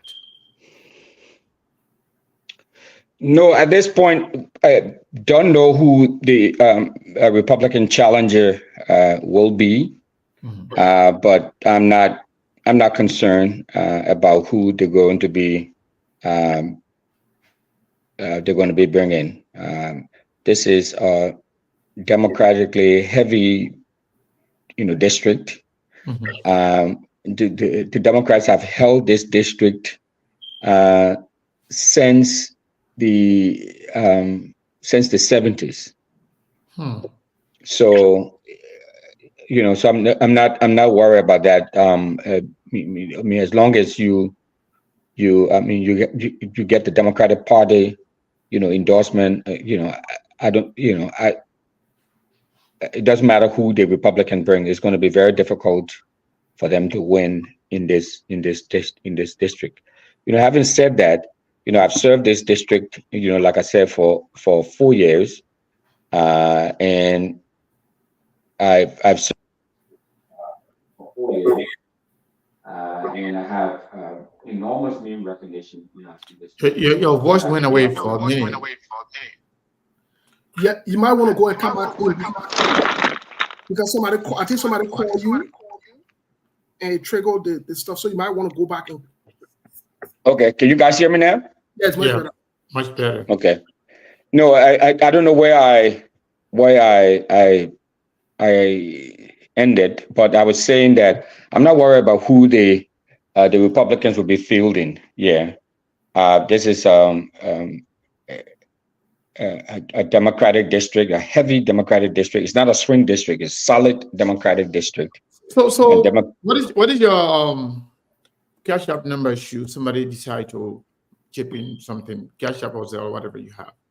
Okay, both Cash App and Zelle is 612 283 1859. That was 612-283-1859. Yeah. Those are both Cash App and Zelle. Yes, sir. All right, we will pin it. So, folks, you heard that. If you choose to support Mr. Russell's campaign, please do not hesitate to send your Cash App or Zelle to that number. And if you find it difficult, you can also send it to SKTV. If you just can't do it, just say for Mr. Russell's campaign. We will definitely forward it to him. And we'll also announce your donation right here on SKTV. But preferably send it to him directly. So that way we can go through any hustle and whatever. And he will definitely recognize that and also appreciate you. So while we await people to call, maybe people enjoy the conversation. Nobody want to call and ask any question. So we can maybe Steve will have more questions if he comes back. But while we are waiting calls and people to make donation, let me see. I didn't pin the number. Yeah. So while we wait calls and people to make contributions, so you said Molly. Okay, I think he went off and he came back. Are we good? All right. So you said Molly Kamara. We call him Bechi. That's the famous name for him. Bechi Kamara. We call him. His name is Molly Kamara, but AKA Bechi, who is he's a friend and a brother. I know him very well. Okay. Yeah, I know him very well. I know his entire family. So, they were very generous, in giving you that much, almost like the 90% of what you have received Mm-hmm. from that one family. Beside him, do we expect? There are a lot of Liberian businesses over there in Minnesota. Do we expect other Liberians to follow suit? Oh, there's no Business wise, I'm not talking about individuals, but at least business owners. Yeah, that's what we are hoping. We're asking all of the big businesses here in Minnesota. We are confident we will get their support. We have a very close relationship with Molly and his family and his business. I worked with him very closely when I was on the city council when he was opening his business. So we have a very good relationship, and work with him to get the place up and running. But we've equally worked with a number of other businesses around M&M Shipping and Walter Cooper and his wife Mila, the Liberian Business Association, Jackson George, Tom Tamba. It's a Frank Gaffon. They have a number of businesses, around. So they've all told us that they will be making the significant, contribution.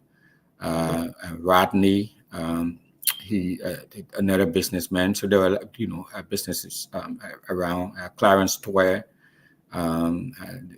So there were many Liberian businesses. So I think they just need to hear, and some folks, take the time. Mhm. But I'm in and out of Waterside Market. Like I said, we have a very great relationship. He's part of the campaign, and so we will do our level best to reach out to the rest of the folks, a lot of the other businesses around, and because this is going to benefit all of us, and that's how they see it. So So, what about Liberians in Liberia? How can they? If they have a cash app here, There's no cash app in Liberia. They don't have cash app. Cash app does not work outside of United States. Oh, it doesn't. Okay. No, I didn't know that. They have a PayPal account, but like I said, a lot of the folks there they have relatives here, they have friends here, they have family here. They can just encourage them and talk to them. There was during the caucuses, Sekou, there is a lady who called me who lives here in Brooklyn Park. Mm-hmm. And had not, in as much as we are all over social media and have information all around, there are still some people who don't hear it, don't get that information for whatever reason, right? Mm-hmm. We go to the mosque, we go to the churches, we go all over the place. People still don't hear it. So anyway, so this lady called and she's like, "Oh, how come you didn't tell me you would run in and I need to be a delegate and stuff?" She said, a cousin of mine called me from the UK and he was telling me you have to go there because she heard it on one of these podcasts. And she's like, "Well, are you supporting Russell?" And she said, "What do you mean?" So the lady had to, like really pushed her, and she came and she registered. She was a delegate, Yeah. There's a guy in you probably know him too. Forget his first name, but he's in DRC. He works for the United Nations, Liberian guy. Okay. Yeah, shoot, what's his name? Kane, I forgot his name now. But anyways, he saw this stuff on social media. He called his wife and kids and and all of them, and they show up that day, and they and they register to be delegates, And he's like, no, I'm not, I'm not going to be. I mean, DRC works for United Nations humanitarian. I think I know him. He's Kane. Yes, He used to work in Sudan, in South Sudan. Now that's him. That's him. That's I know him. him. Yeah. He's my brother actually. Oh, really? Yeah. Small world. Wow. Yeah. So the guy. His wife. Everybody came. So that's what it's about. He said, I'm all the way out here in the field. These M23 rebels are doing all kinds of crazy stuff here. But I will call my folks, and he called folks. So that's what it's about. So people who cannot personally be here or contribute directly, that's how they can make their they can make their presence felt and the presence known is by calling others and talking to others. We are a small group of people, man. Yeah, Steve, back to you. Thank you, Mr. Kane. Our people, they are more interested in calling and talking about politics in Liberia than politics of here. And pretty much, I will also say maybe they are enjoying the conversation. They are enjoying the questions being asked, and also the responses from Mr. Russell. I think, I think we're doing good. So we have about maybe 10 more minutes to go. So we let's see the best we can get out of the honorable man here, the council man, soon to be representative, hopefully. So we pinned the number. If you can see the number, my people, the number is right there. 612-283-1859. If you can send, this is not SKTV Cash App. This is Mr. Russell's Cash App to support his campaign. If you wish to donate to his campaign, please do so by sending him a Cash App or Zelle. Steve, back to you. Thank you, Mr. Kane. Mr. Russell, as you and other politicians may quite be aware, I think you said something about it earlier, the demographics, and this includes different religious groups. I know for a fact that Minnesota, even when I'm driving through the city, when I'm there, they have a very big mosque in the middle of town, in the city. My question to you is, how are you doing with the Muslim community in terms of votes and reaching out to them to also incorporate it in this process? What say you? Yeah, I mean, we have an awesome relationship with all of the groups, tribal, religious groups, ethnic groups. We have a very good relationship with all of them. We've worked with all of them, and like to your specific question, with our Muslim brothers and sisters. We have an excellent relationship with them. I just referenced here that our largest single donor ever, is a Muslim Mandingo, brother, Liberian Muslim Mandingo brother, who owns the Waterside Market. I mean, he and his family, not he alone, but he and his family, donated $5,000 to the campaign. Okay. That is significant. I also reference to you that Brother Kane, who we didn't know, we just met. It was just that, oh, this is a Liberian running, is going to try to make a difference in our community, and he is in the Democratic Republic of the Congo, but he was able to get his entire family and friends there to support us. I think it's a testament of our great relationship within that community. I've been to the mosque. The There was a mosque that we have in Brooklyn Park. The first group, the first mosque, I was on the planning commission because you remember, Sekou, I told you that everything that comes in the city, whether it's church, mosque, school, house, apartment, road, those things have to be approved by the planning commission before they open, even if it's a new business, a new sandwich shop or whatever.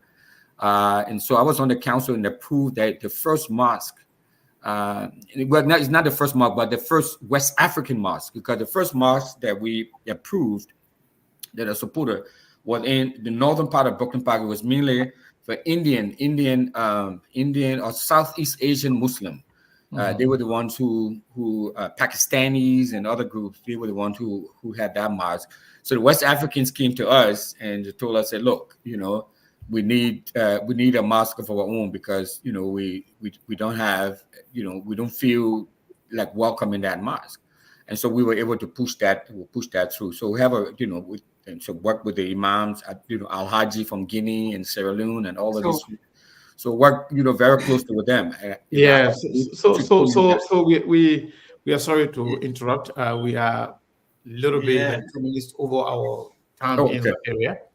So we're going to be leaving the radio very soon, and then we will still continue for the rest of our time here on the social media. We are on YouTube, we are on Instagram, we are on Twitter, we are on pretty much all the major platforms when it comes to social media. So Melbourne and the team in Liberia, I want to say thank you to you.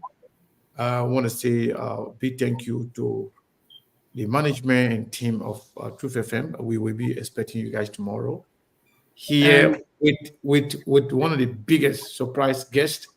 Yes. Tomorrow we're supposed to also have Mr. The Councilor John Verdier here.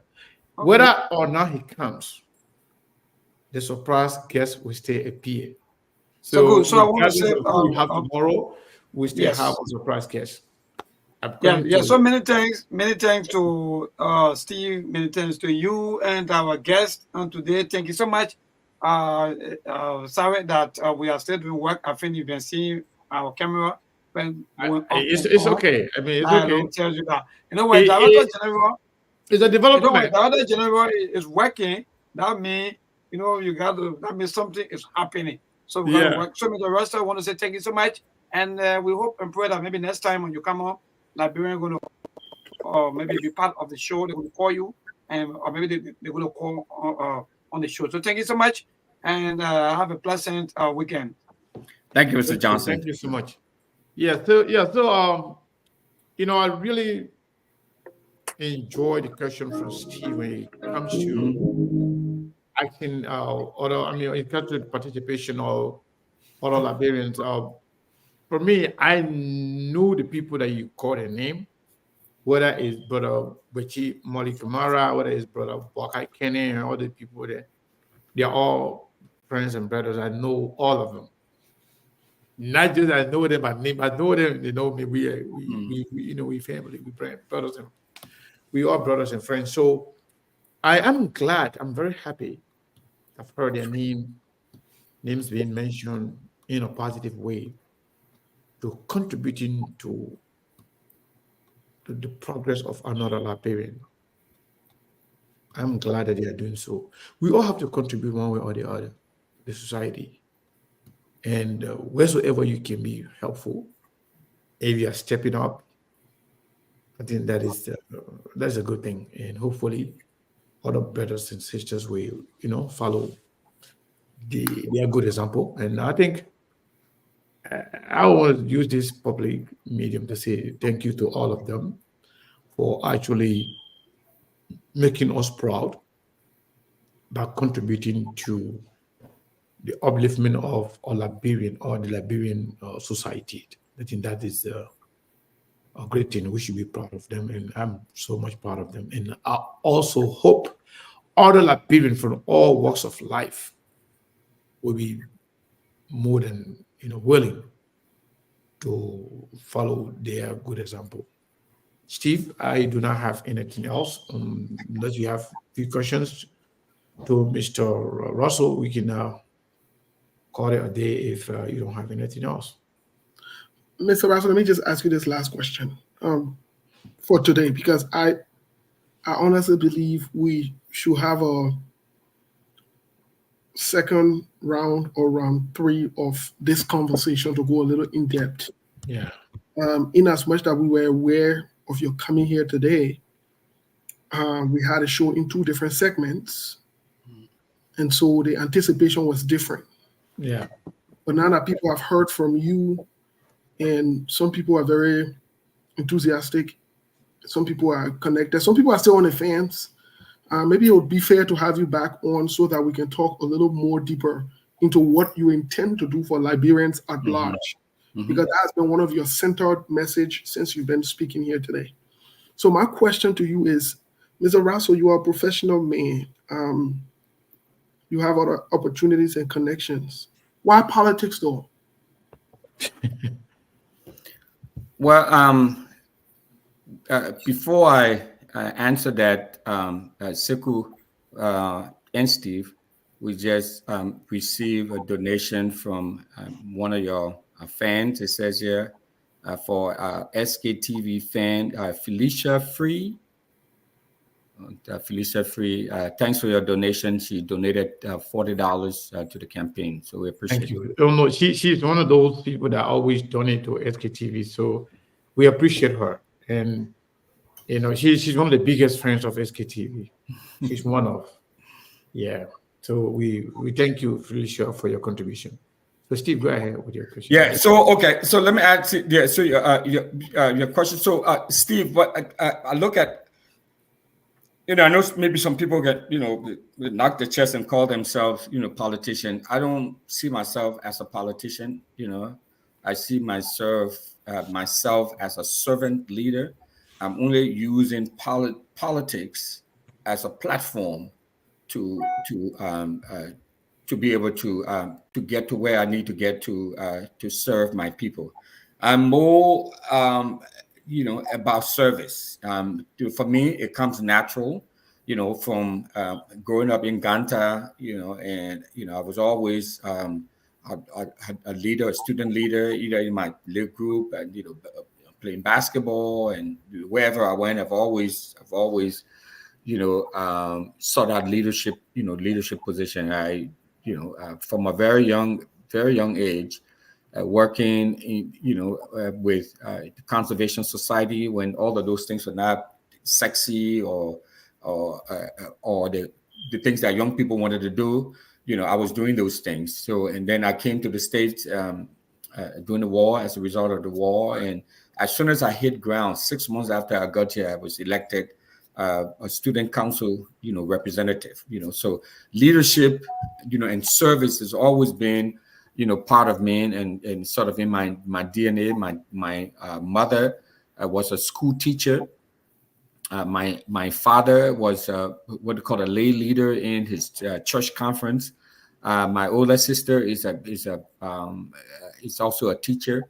So service and giving back to the community has been something that has been my main focus, and that's come really natural to me. So but like I said to you all, professionally, I'm in public health. So I'm working in Nigeria. I work in Kano, Nigeria for 3 years, serving kids there, giving them vaccination against polio. I work in Southeast, Liberia, in River G, in Zwedru, in Maryland County, Plebo, in Barclayville, and that whole southeastern region. So I've used politics as a way to give me the access to be able to do things that I can do to serve people, to improve the lives of people. Thank you, Mr. Russell. I look forward to us having another candid conversation such as these, and hopefully we can see where you are now going forward when we meet next, and what can be done by the Liberian people to support you. Thank you so much. Thank you, Steve. And truly, I really, really appreciate your line of questioning. I mean, that tells me that, this is a really great platform to be on, because, you guys have done your research. you've been able, and once you've done the research, you'll be able to ask informed questions, to the guests and all of that. So it's my first time on SKTV. I think I've watched it a very few times, but I have a very, diehard, supporter who, insisted that I come on SKTV and get the word out using, the SKTV platform. So I'm glad I did, and I will reach out to her and tell her, again, thanks for, for a wonderful recommendation and introduce me to you all and being responsible for why I was able to get on the platform. So I really, really appreciate it. Really appreciate your line of questioning, Steve. So I'm looking forward to coming back with you to you all and sharing more details about the process. It's a really interesting process. Somebody called me too the other day, said, "Mamel, you open to go into working with either the ANC or the CPP or UP or one of the political party or CDC to strengthen the processes, all of this caucus and then convention and then primaries and then election, all of these different, checks and balances and different processes. I think it would really strengthen our democracy." I said, "You sure the people want me over there?"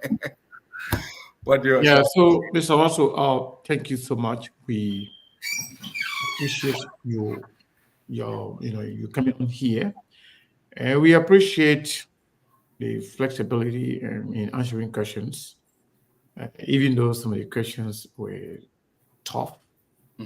And I try to somehow walk on a fine line, and I don't do too well when it comes to politics outside Liberia, because the reason is very simple. I just believe that the politics outside of Liberia, as Liberians,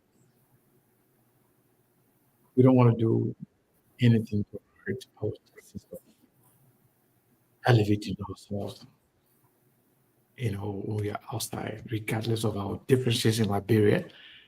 We always want to try to somehow have a united front when it comes to elevating ourselves.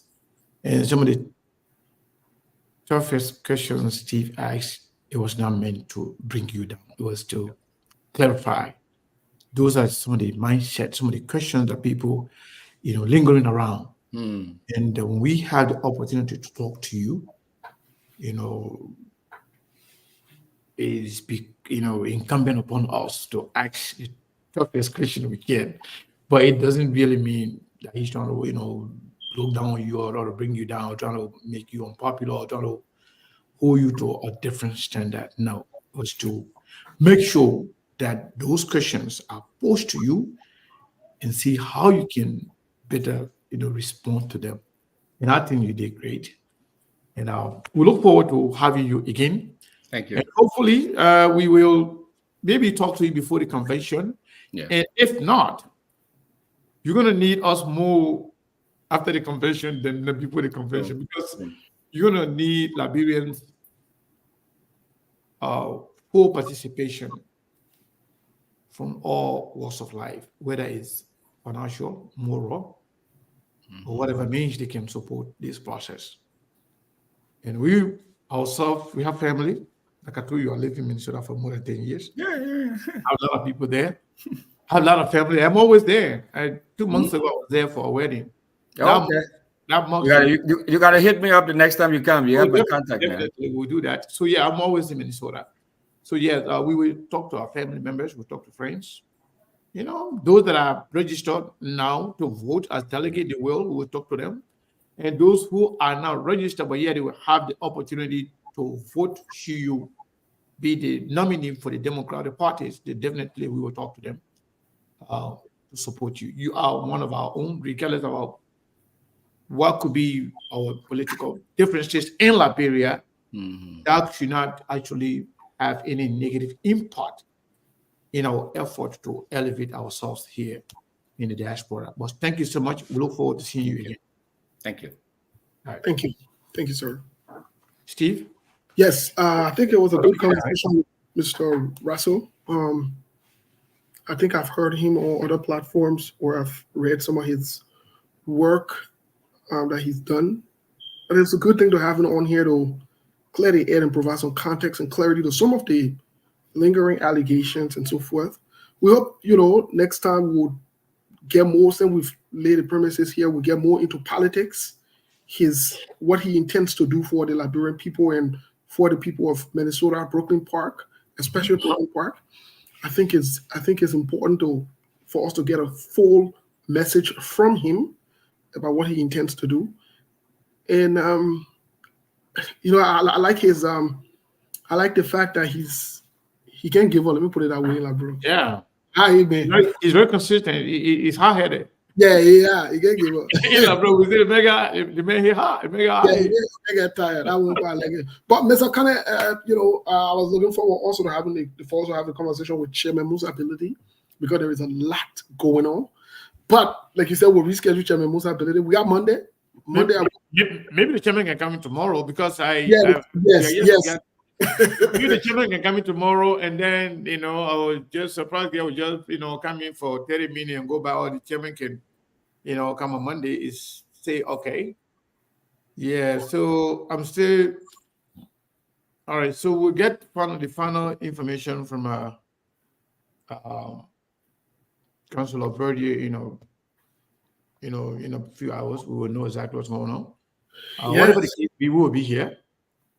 They will be here, and also past guests will also be here. Yeah, and I think it will be. And if you are Liberia, you miss tomorrow, then you don't need to come to SKTV again. I think it will be a good thing, sir. Maybe based on the conversation with Mr. Russell. You never know. We'll go Minnesota to help, campaign for him. The Liberian Benny we're talking about here. Of course. Yeah, you never know. You never know how life goes, right? Yeah. So you never know, but we'll see. Yeah, we were supporting. I mean, we got to support ourselves. Yeah. So I don't know. We got to leave it there, right? Yeah, but before we leave it there, Mr. Kane, a lot of things going on. The country is busy. Liberia. The town busy.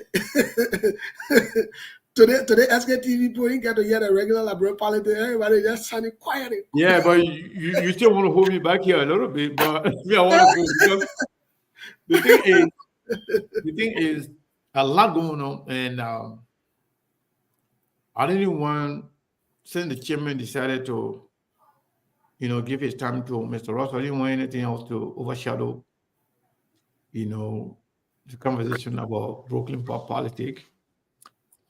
But Brazilian monk coming when we leave it.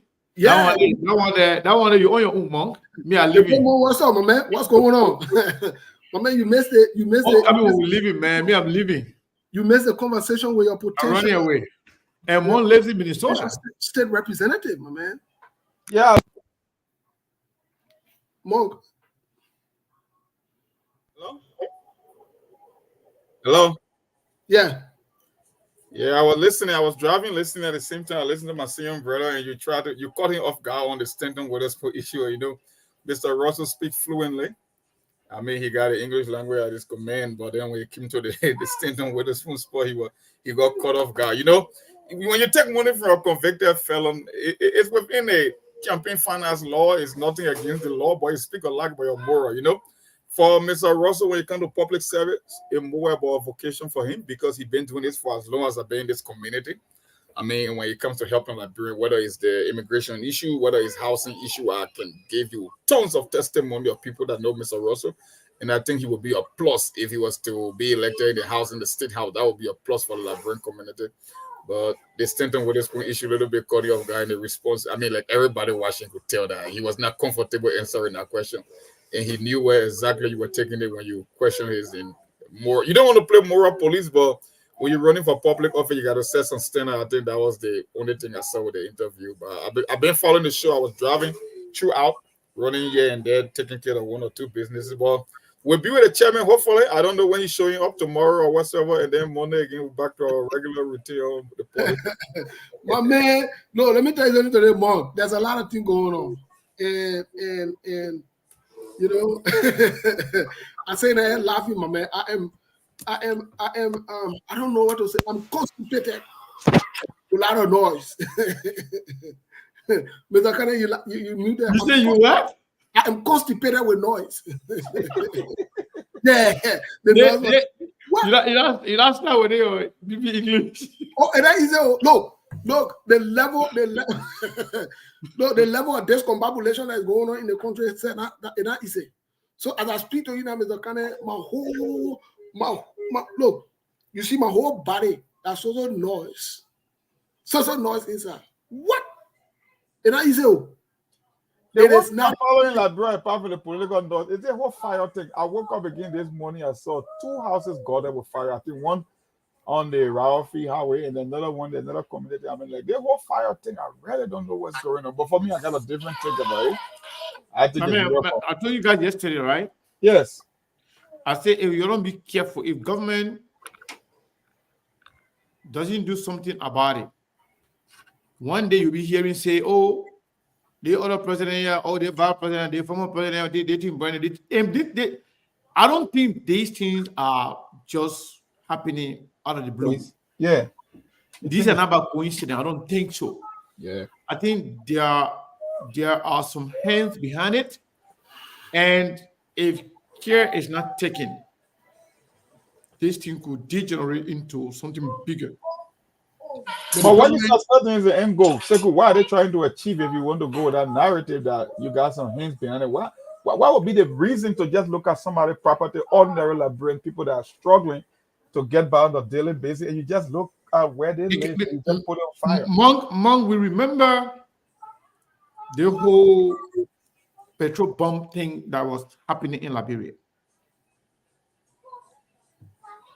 You know, you have a group of people, lawless people. They divided themselves into different groups. Some are a group of armed robbers. Their only mission to be hired to go and attack certain homes. In the process, they will take away some stuff. People can get wounded and people can get killed.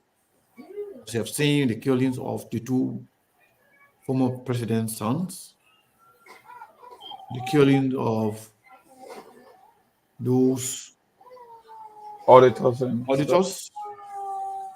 a lot of other killings in the country. These are organized crime. Some are there only to do the petrol bomb. What they do, they can leave people sleeping and put fire. Yeah, because they are all happening nighttime. So yeah. You see the ones that are happening in the daytime, for the most part, that could be illegal wiring. They buy electricity system they have over there. Yes.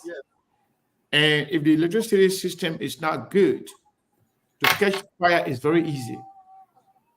And all the houses in Liberia are prison compound. Yeah.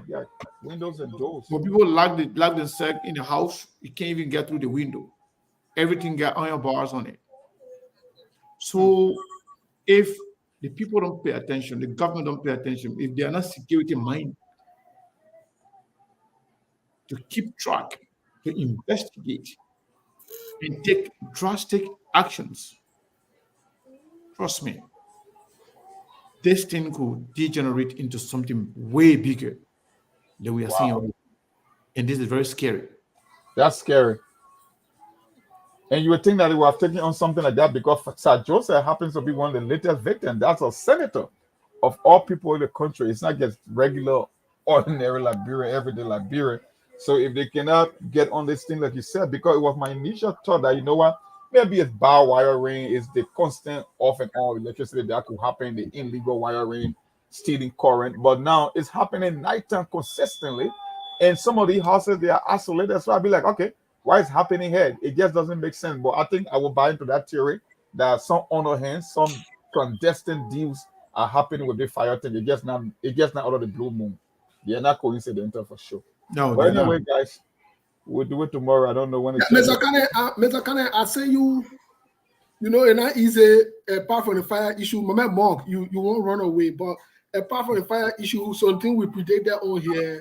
Hey, say something? Yeah, some kind of video yesterday. On WhatsApp or Messenger? On Messenger, I sent you a couple of videos last night too. It seemed like the prophet not making it. Yeah, I saw the prophet giving speech at the border. I think. Yeah, I think the military want to give it. When I initially saw you, I thought you were trying to build a wall at the border. It looked like a construction speech, but then when I listened to it carefully, it looked like an exit strategy. So I was thinking, what's going on here? Yeah, but the message is not running away because the message he can't get LeBron let him play, so he can go with the kind of Africa, then he will always come back. So no, look. So it means that when we get LeBron let him play, you go to LeBron, you go to there, you're forced to come back. Look. But Steve, the one that you sent me that I really took into consideration was this video. Yeah, Steve, listen. But somebody commented, the prophet made. He said, why do the guy got to lead the country and lead the prophet down? Why do the guy have to lead the country while the prophet is in town? It was so funny. I listened to it yesterday. I laughed so hard. My wife was asking me what's going on. No,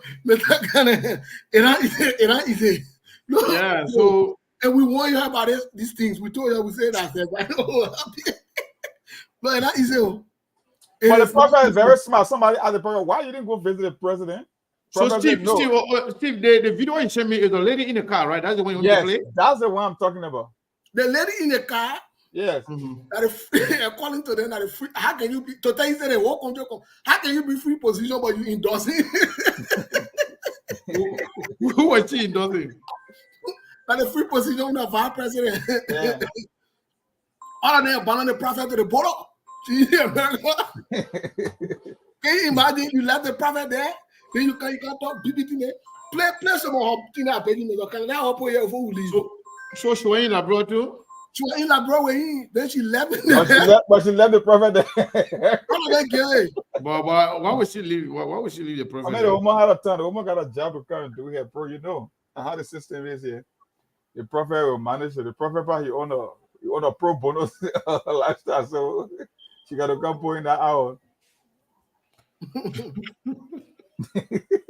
You guys are funny. Let me play. Yeah. It's not easy. Yeah, but I didn't listen to the lady, but I listened to the prophet. You need to consult the God of freedom because it's not easy right now. What? But the thing that made me laugh, Prophet is why would Boga living in the country in trouble? If I say, you know, I was now a good person, why you allow me to raise money for you? So, Mr. Kane, the man wrote a letter to see. Let me give you the background story. The man wrote a letter. Monk, I think I sent you the letter. If I haven't explained to you. No, I don't think so. The man wrote a letter to see Joseph Boakai. I think it was somewhere on the 28th. To see the president. The president said I scanned. He not seeing him because but I sent the man on a video to you. Yeah, so I'm to play the one first? No, play Wynfred. I jealous of when the man was causing my pussy, why you hey, Steve, call you my want pussy? to play the one here? Play, Mr. Kane. Okay, pass that skip, Papa. I just 1 minute. Yeah. Anyway. When the man was causing my pussy, why your asses were air? Just send you my worker. When the man was causing my pussy, because of the man pussy, you don't want to associate yourself with the men that make you a fucking president.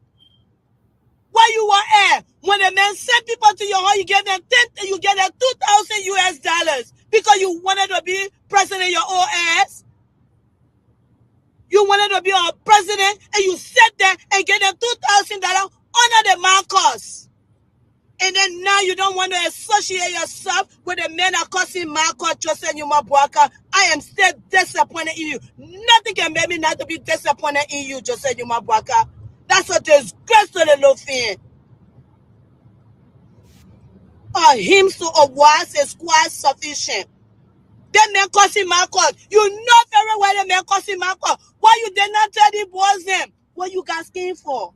Oh, the prophet sent us to you. Oh no, I don't want to deal with that man like it cause my cause. Oh no, I wash my hair. Let Julia wash her hair in Jesus' name. I wash my hair. I don't want to do nothing with that man like it cause my cause. Why you did not do that? Mr. President, you call yourself right now. The title belongs to you instead of that title belongs to my call my pussy. When the man was causing my pussy, what your assets were. She got 3 different ones. Just send you my boy. He is the vice president for the free position. So, but they're balancing the struggle, left the prophet hanging, and all of them ran away. Steve, I think if you want to play for the prophet, I don't want to play that lady again. Yeah, play the prophet. They're kind of costing thing. I don't want to also be playing those kind of things on our platform. And a woman doing it. Yeah, but that's been very irresponsible on her part. I'm telling you. Yeah. So what would I mean? We expected these things though. We said it that it was not happen. So you said you have something else you sent to me? Yeah, I sent it to you. The first one for the prophet himself. Oh, but send it back, Steve. Okay, why are you talking to me? Send it back real quick. Because send it back on Messenger. But what happened? Why did people then so they angry because the president didn't? Prophet Kise, he didn't want to go to say he's going to be the president. Because the president going to refuse it, now we're going to demoralize him. Yeah, the president refused to see him. Joseph Baga getting Huawei.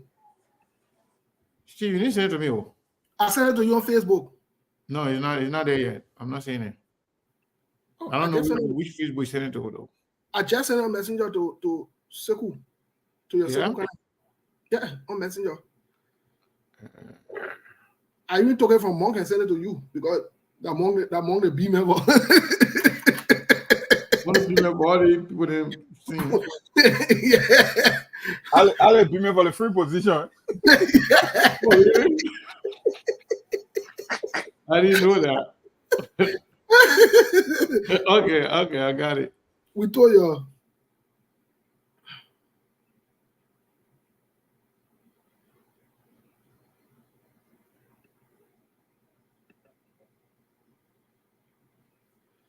Are you ready?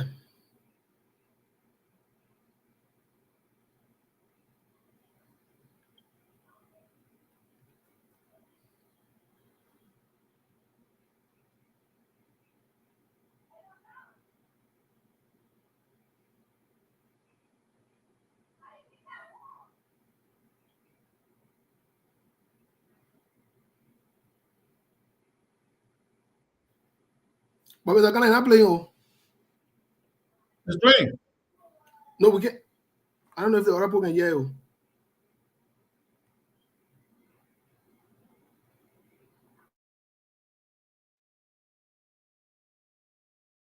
Somebody said no sound. You're not hearing it? Yeah, there was no sound. It's muted. Somebody said they can hear it. Okay. On my side, it's muted. I can see it. But why? I don't know. Can you unmute it, please? Okay. I see no what sound. happened. No, I see what happened. I got it. Yeah. Get my money from me? Yeah. Better now? Now, how you can see a deceitful leader of my children? It should not be the time that Joseph Parra said, I can't receive the man. The man can cost man.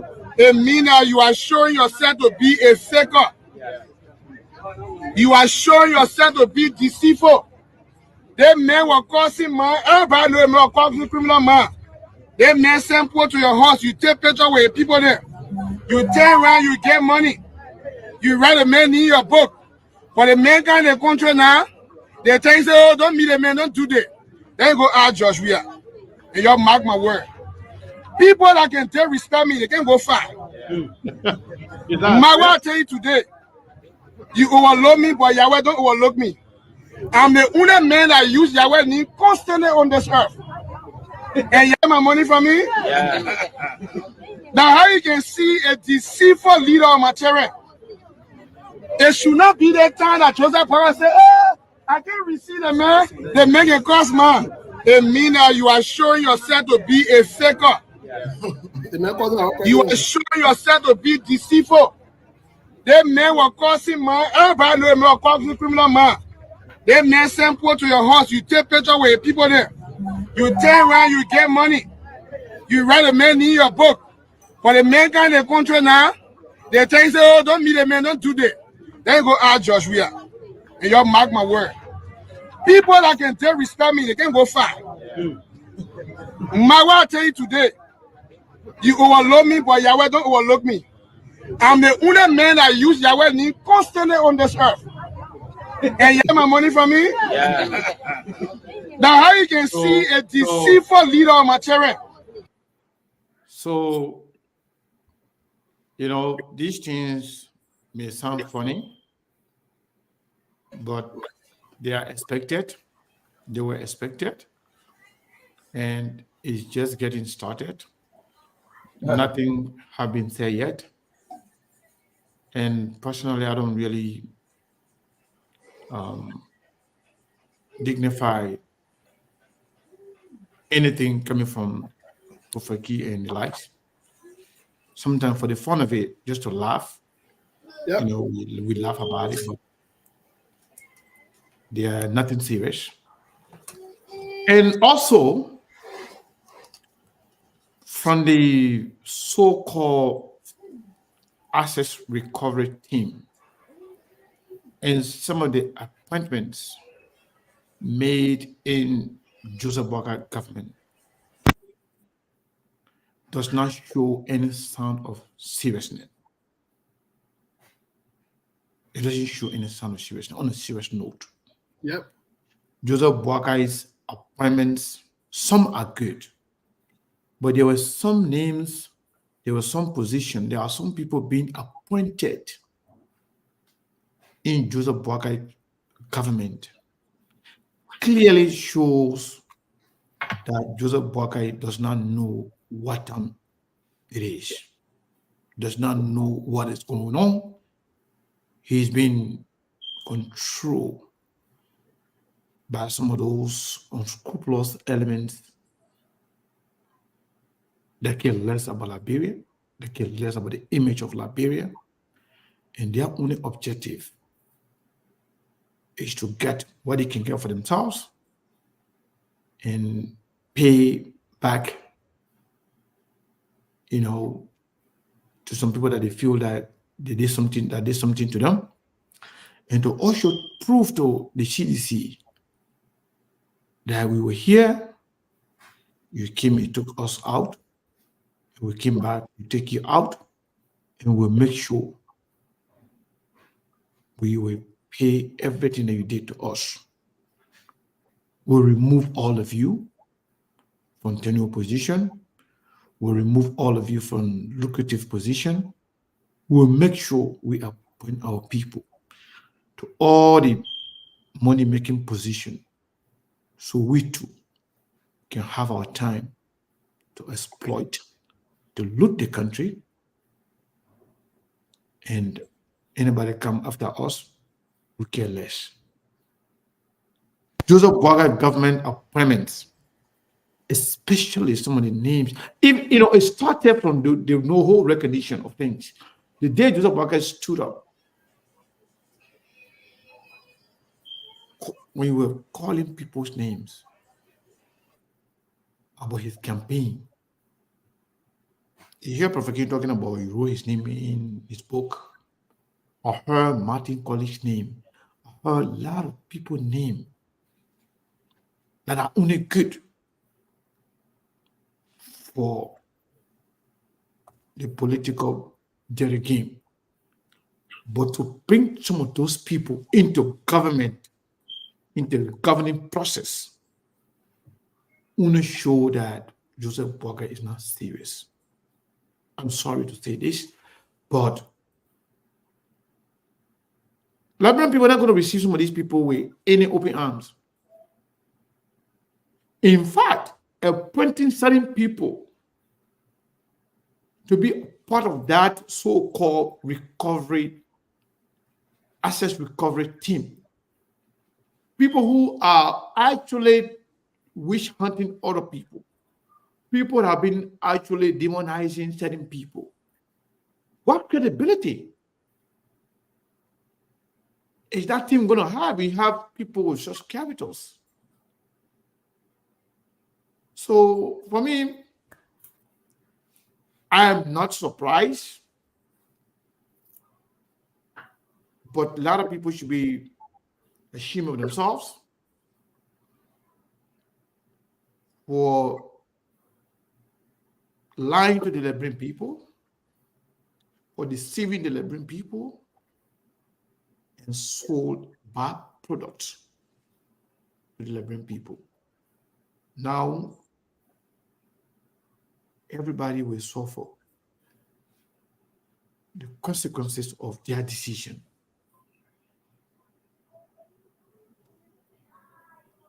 This is the beginning of the real politics. It's not started yet, Steve. Let me tell you something. When Baka finished with all his appointments, and these people start to work, there where the real politics will start. The fact that Joseph Boakai nominated and the Senate confirmed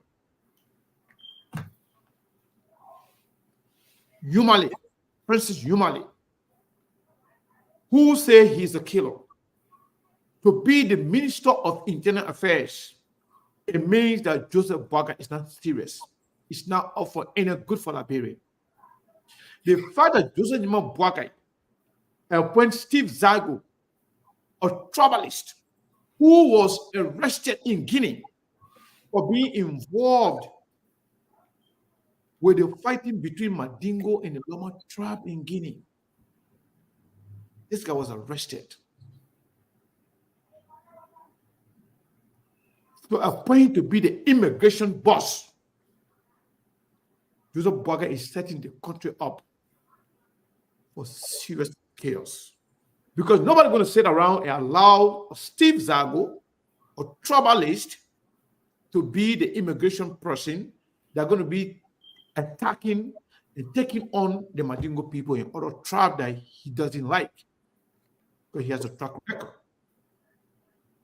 The fact that Joseph Boakai switched the man who was unqualified to serve as Minister of Justice and then make the man Minister of Labor, that also shows that Joseph Boakai is not serious. And I can tell you, those nominations and confirmation of those people who are troublemakers, some of whom are killers and a bunch of troublists, to weaponize those people. The man who going around telling, say, I'm an effing rebel, I will kill the immigration officer. This is what I did during the war to defend my people, to make that person Minister of Internal Affairs. What do you expect? And I can tell you, these people, they were confirmed by the Senate, but they will be resisted by the Liberian people. Just mark my word. And if they play with it, they will not get the desirable outcome. It will be ugly. It will be nasty. Because you cannot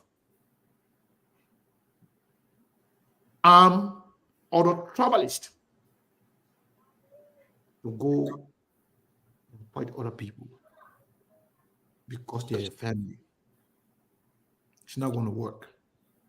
And I think this is the beginning of journey.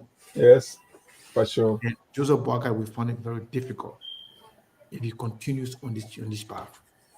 I just want to say that, Steve. Yeah, you couldn't have said anything. Mr. Kenneth, you know, the only thing I want to say, in as much as we're laughing, it just corroborates some of the things that we've said before. Number one, that Joseph Boakai is a betrayer and a deceiver. Whether you like Prophet Key, whether you like Prophet Key, whether you like anybody that behind here or not, whether you support them or not.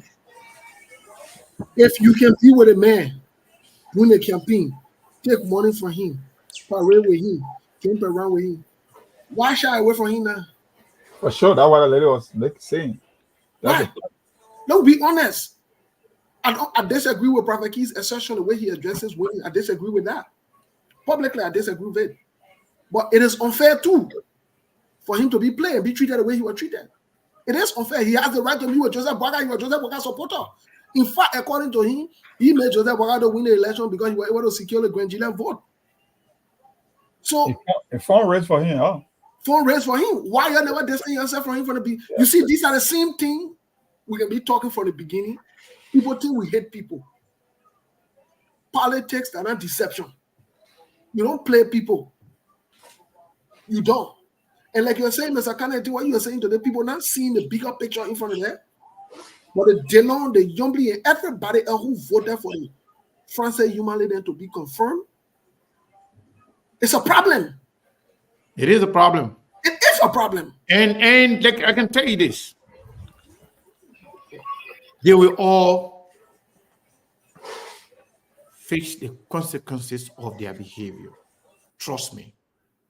These things are not going to go free. People pay attention. People talk. People know what happened to them. People know. People are aware of what Steve Zago did to them. People are aware what Francis Numale stands for. People are aware what crowd stands for. You know, some people may think that we have some personal issue with these people. Those were not the only people that were appointed by Joseph Boakai government. They were appointed more than maybe 200 people. But when you see us singling out these people, it is because of their character, their behavior, their record, their history of who they are. Putting them in the government is like weaponizing enemies of the state to go after people that they don't like. And it also proves that Joseph Nima Boakai being accused of being a troublist, he just came and solidified that allegation. Where in the world, with all the people in the world, why you have to appoint Steve Zago to be immigration? Somebody who was arrested in Guinea for being involved in the tribal war. Can you imagine? And President Numale, who told the world that I'm a rebel, I kill people, I have 150 people or 75 people who go around, I'm looking for immigration officer that I want to kill, I will see him anywhere, I will kill him. Somebody who made those kind of comments on social media, on radio, to make that kind of person Minister of Internal Affairs. All right, let's see. Let President Numale go be free and go around all the countries and see how he's going to be received. And see whether Joseph Nima Boakai will really get these things, you know, if they will go free with these things. You know, what you just said, Sekou, is the truth. And the people who believe that Joseph Boakai is going to bring about accountability and going to bring assets recovery, you must be a fool. Joseph Boakai appointed a man that violated international law when it comes to logging in Liberia, that worked with the Taylor administration, that was sanctioned, that raped Liberia of millions of dollars. Rudolph Merab, and he appointed him as FDA director. Can you imagine that? But you know, this is just the beginning of breath pain. You know, the former political leader of the ANC, Kwame Clement, you know, he's a seasoned veteran lawyer. He wrote an interesting piece concerning this whole tenure position. But I think we'll address that tomorrow. We'll read it on the show. It's a very interesting piece. I think he was sending a warning shot to the administration that Joseph Boakai and his crew are literally stepping over the Constitution when it comes to tenure position, because they frame up the law. They knew exactly why they put that clause in the Constitution, and Joseph Boakai is comedian. He called legal advisor how to do handle Bushi Ben Keita or whatsoever it is. They think that they can muscle people, but it is against the constitution, and that's why he wrote that piece. We'll read it tomorrow on the show as well. But anyway, that's it for me. Before we close, let me say this before we close.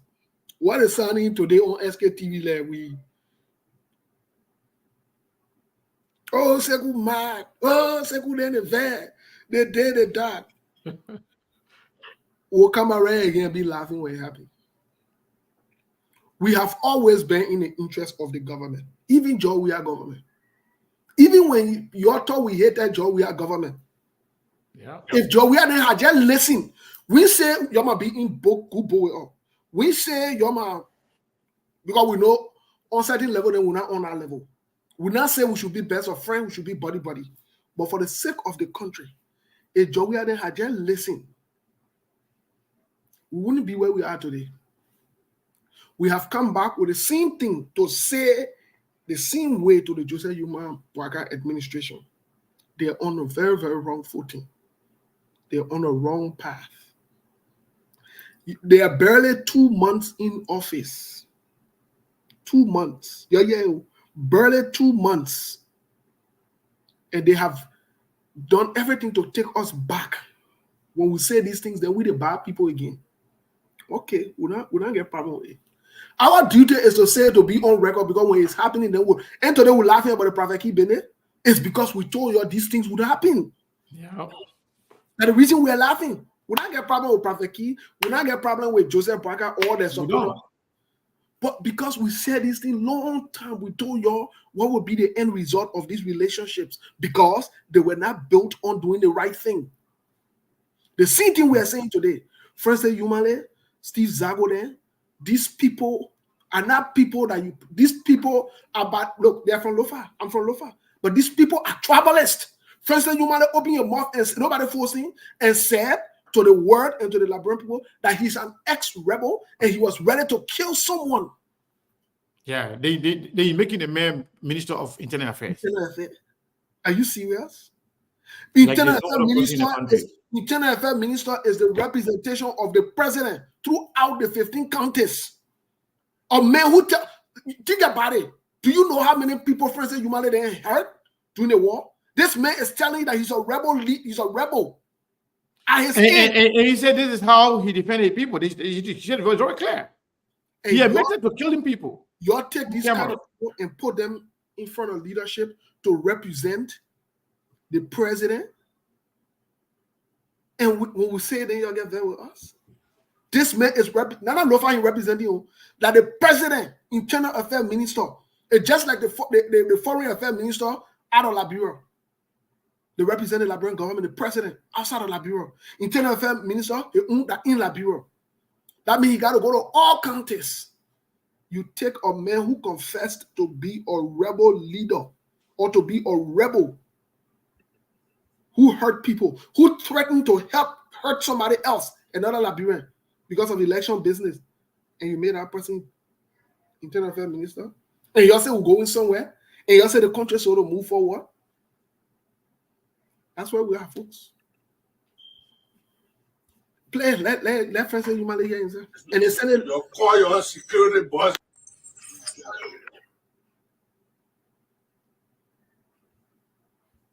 Where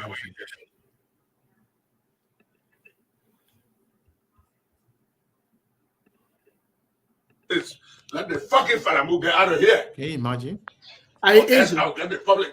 You're getting 100 security. You're getting 100 armed. We mob him to death. I'm saying it. You're recording.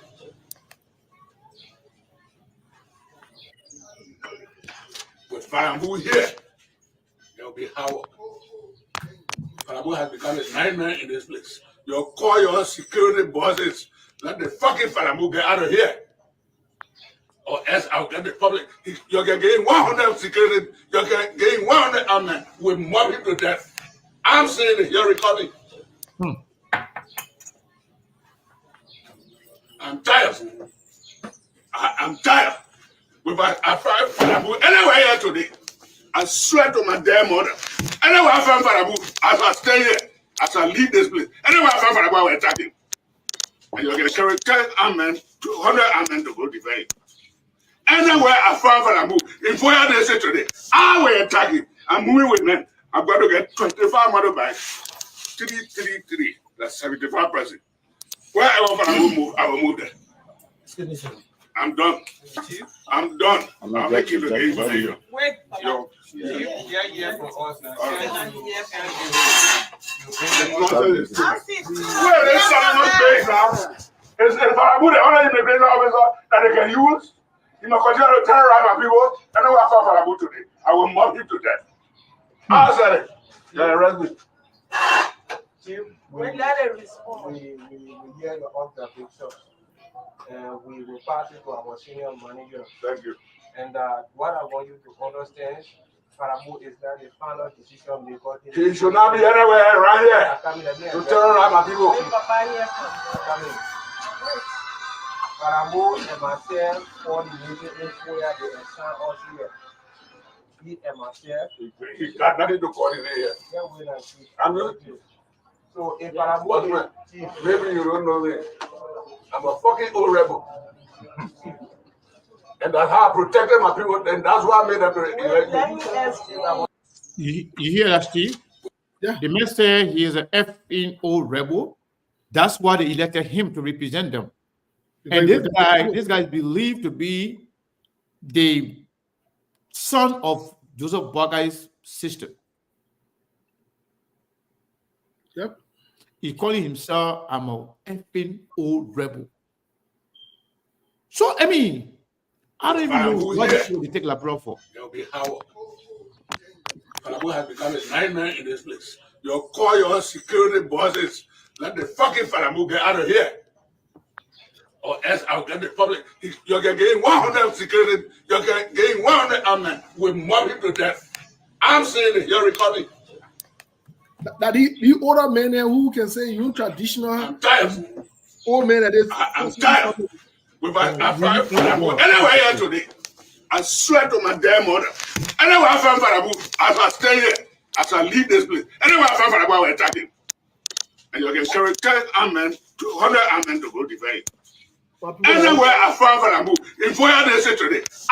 Imagine, Steve, I will continue with the video. This man is just, at this time, you're just a representative for one district. Yeah. He's with this kind of temperament, saying that he will kill an immigration officer or will mock him to death. He said that anywhere they see the guy, they will jump on him, they will kill him. You're going to take 75 men, 25 more, about 3 on each. Wherever they find the immigration officer, they will kill him because he is an effing rebel. That this is the reason why he was elected by his people. This man was such a temperament. This man was such a public outburst. This guy with this kind of irresponsible utterances is the Minister of Internal Affairs of Liberia. What kind of country is this? What kind of country is? I mean, this is why, you know, I can just, sometimes when I try to be moderate, to take it easy with those of Bogai's government, thinking that it's too early, let's give them time to get to their footing and start to run the country. But then before you look again, they will give you reason not even to trust them, not even to actually give them an inch. Where in the world, as if to say there's nobody in the country, simply because they may here is Joseph Bogai's sister's son, so they may deserve to be Minister of Internal Affairs to represent the president in the entire country. The man who is so irresponsible, talking about killing people. I gotta calling himself, no problem, calling himself rebel, effing old rebel, and admitting to killing people. The Joseph Bogai appointed that man to be Minister of Internal Affairs, and this man is being confirmed by some useless, irresponsible senators. We'll play this video again and again and again, so the Liberian people and the world at large can know the kind of leaders we have in Liberia. Whether a president who is a nepotist, whether senators who are a bunch of irresponsible and money eaters, or is the former rebels, former killers, who boast, who is proud of being a killer, who is threatening to kill a citizen for mere disagreement. You're making that man Minister of Internal Affairs of Liberia. This is big. Copper Crow, the man who is convicted by the Supreme Court Ethics Committee for being a fraudster,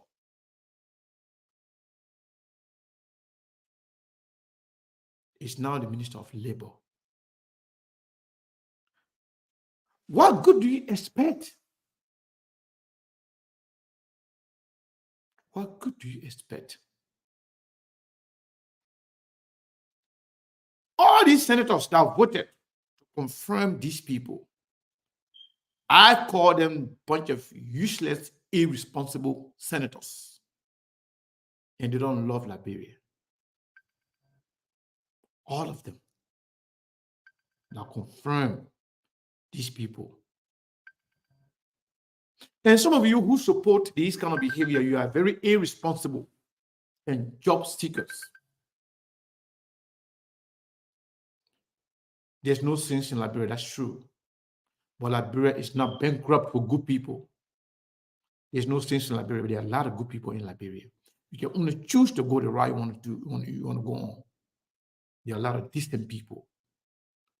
There are a lot of people, good people with moral and good character.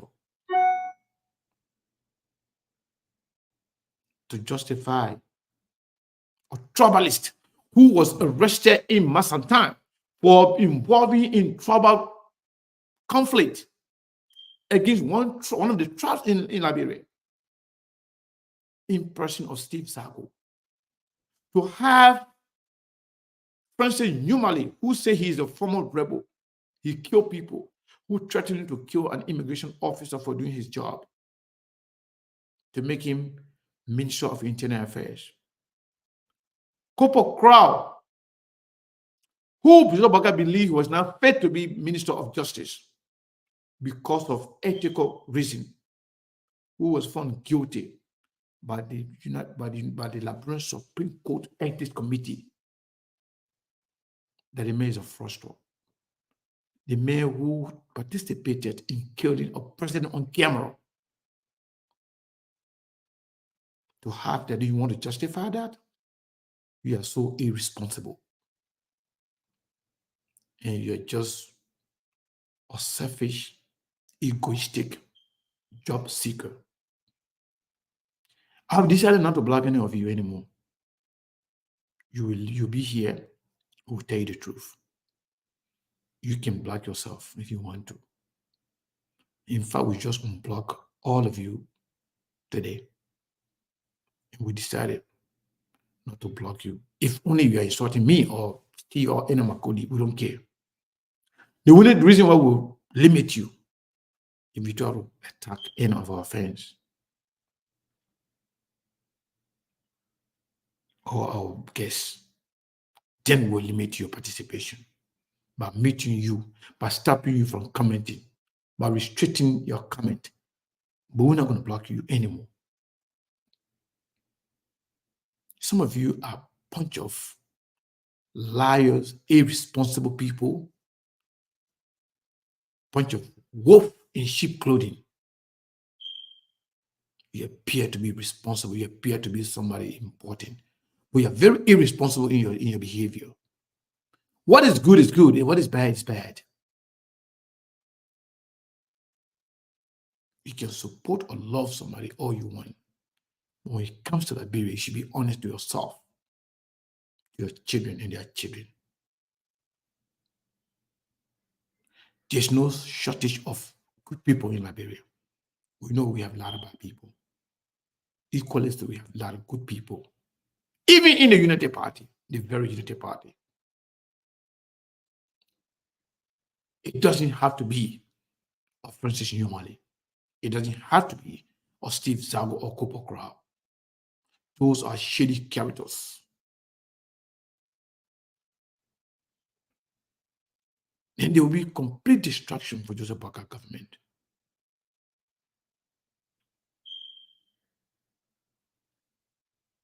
If you support that, it's up to you.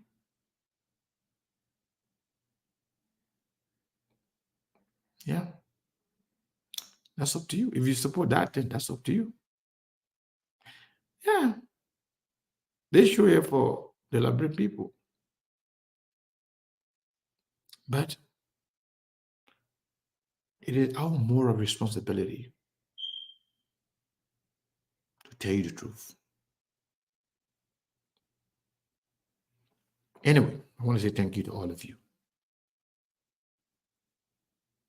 But we will not let these things to pass without checkmating the perpetrators. And at this point, we will shine light on the ills in the society and care less about timing. Whether it's too soon, whether it's premature if you think, we will not allow ills in the society to be piling up. We'll call them as we go. We'll call them out. And Joseph Boakai, I think he misstepped. This is bad. This is ridiculous. This is a disgrace. We have a lot of people, man, even in the Unity Party, in the CDC, in other political parties. It doesn't have to be your nephew. No. Liberia is not Joseph Boakai's country. Liberia is the country for the Liberian people. It doesn't have to be a family matter. You don't have to involve or engage in nepotism. That is constitutionally wrong. It is a constitutional violation to appoint somebody not because of their competence, but an irresponsible person, a killer, a confessed killer, a murderer, somebody with some sort of unbecoming temperament. Look at this guy talking. Look at the way he talks. Insulting everybody and telling the world that I'm a effing killer. I'm an effing old rebel. That's why people elected me to be representative. This guy who could not manage a district number 1 of Lofa County, then you make him minister of the entire country, minister of internal affairs. The man who could not manage a district for which he was kicked out by the people of where? Joseph Boakai making him internal affairs minister.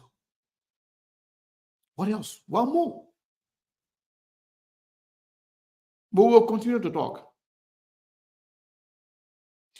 We thought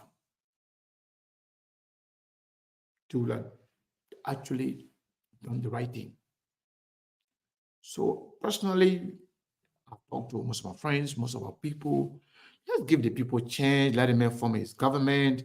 When they start working, when they start making mistakes, then we can be pointing to their flaws, to their mistakes, so they can right the wrongs. But let's give them a chance. But then you cannot even fund a fitting government without engaging in nepotism and tribalism and bringing old rebels and killers to come and use their position on our people. That is unacceptable. We'll continue to shine light on it. Believe me, we will not let it pass. No, not now, not tomorrow, and forever. We will not allow these things to continue in our country. Thank you so much. I'll be here tomorrow.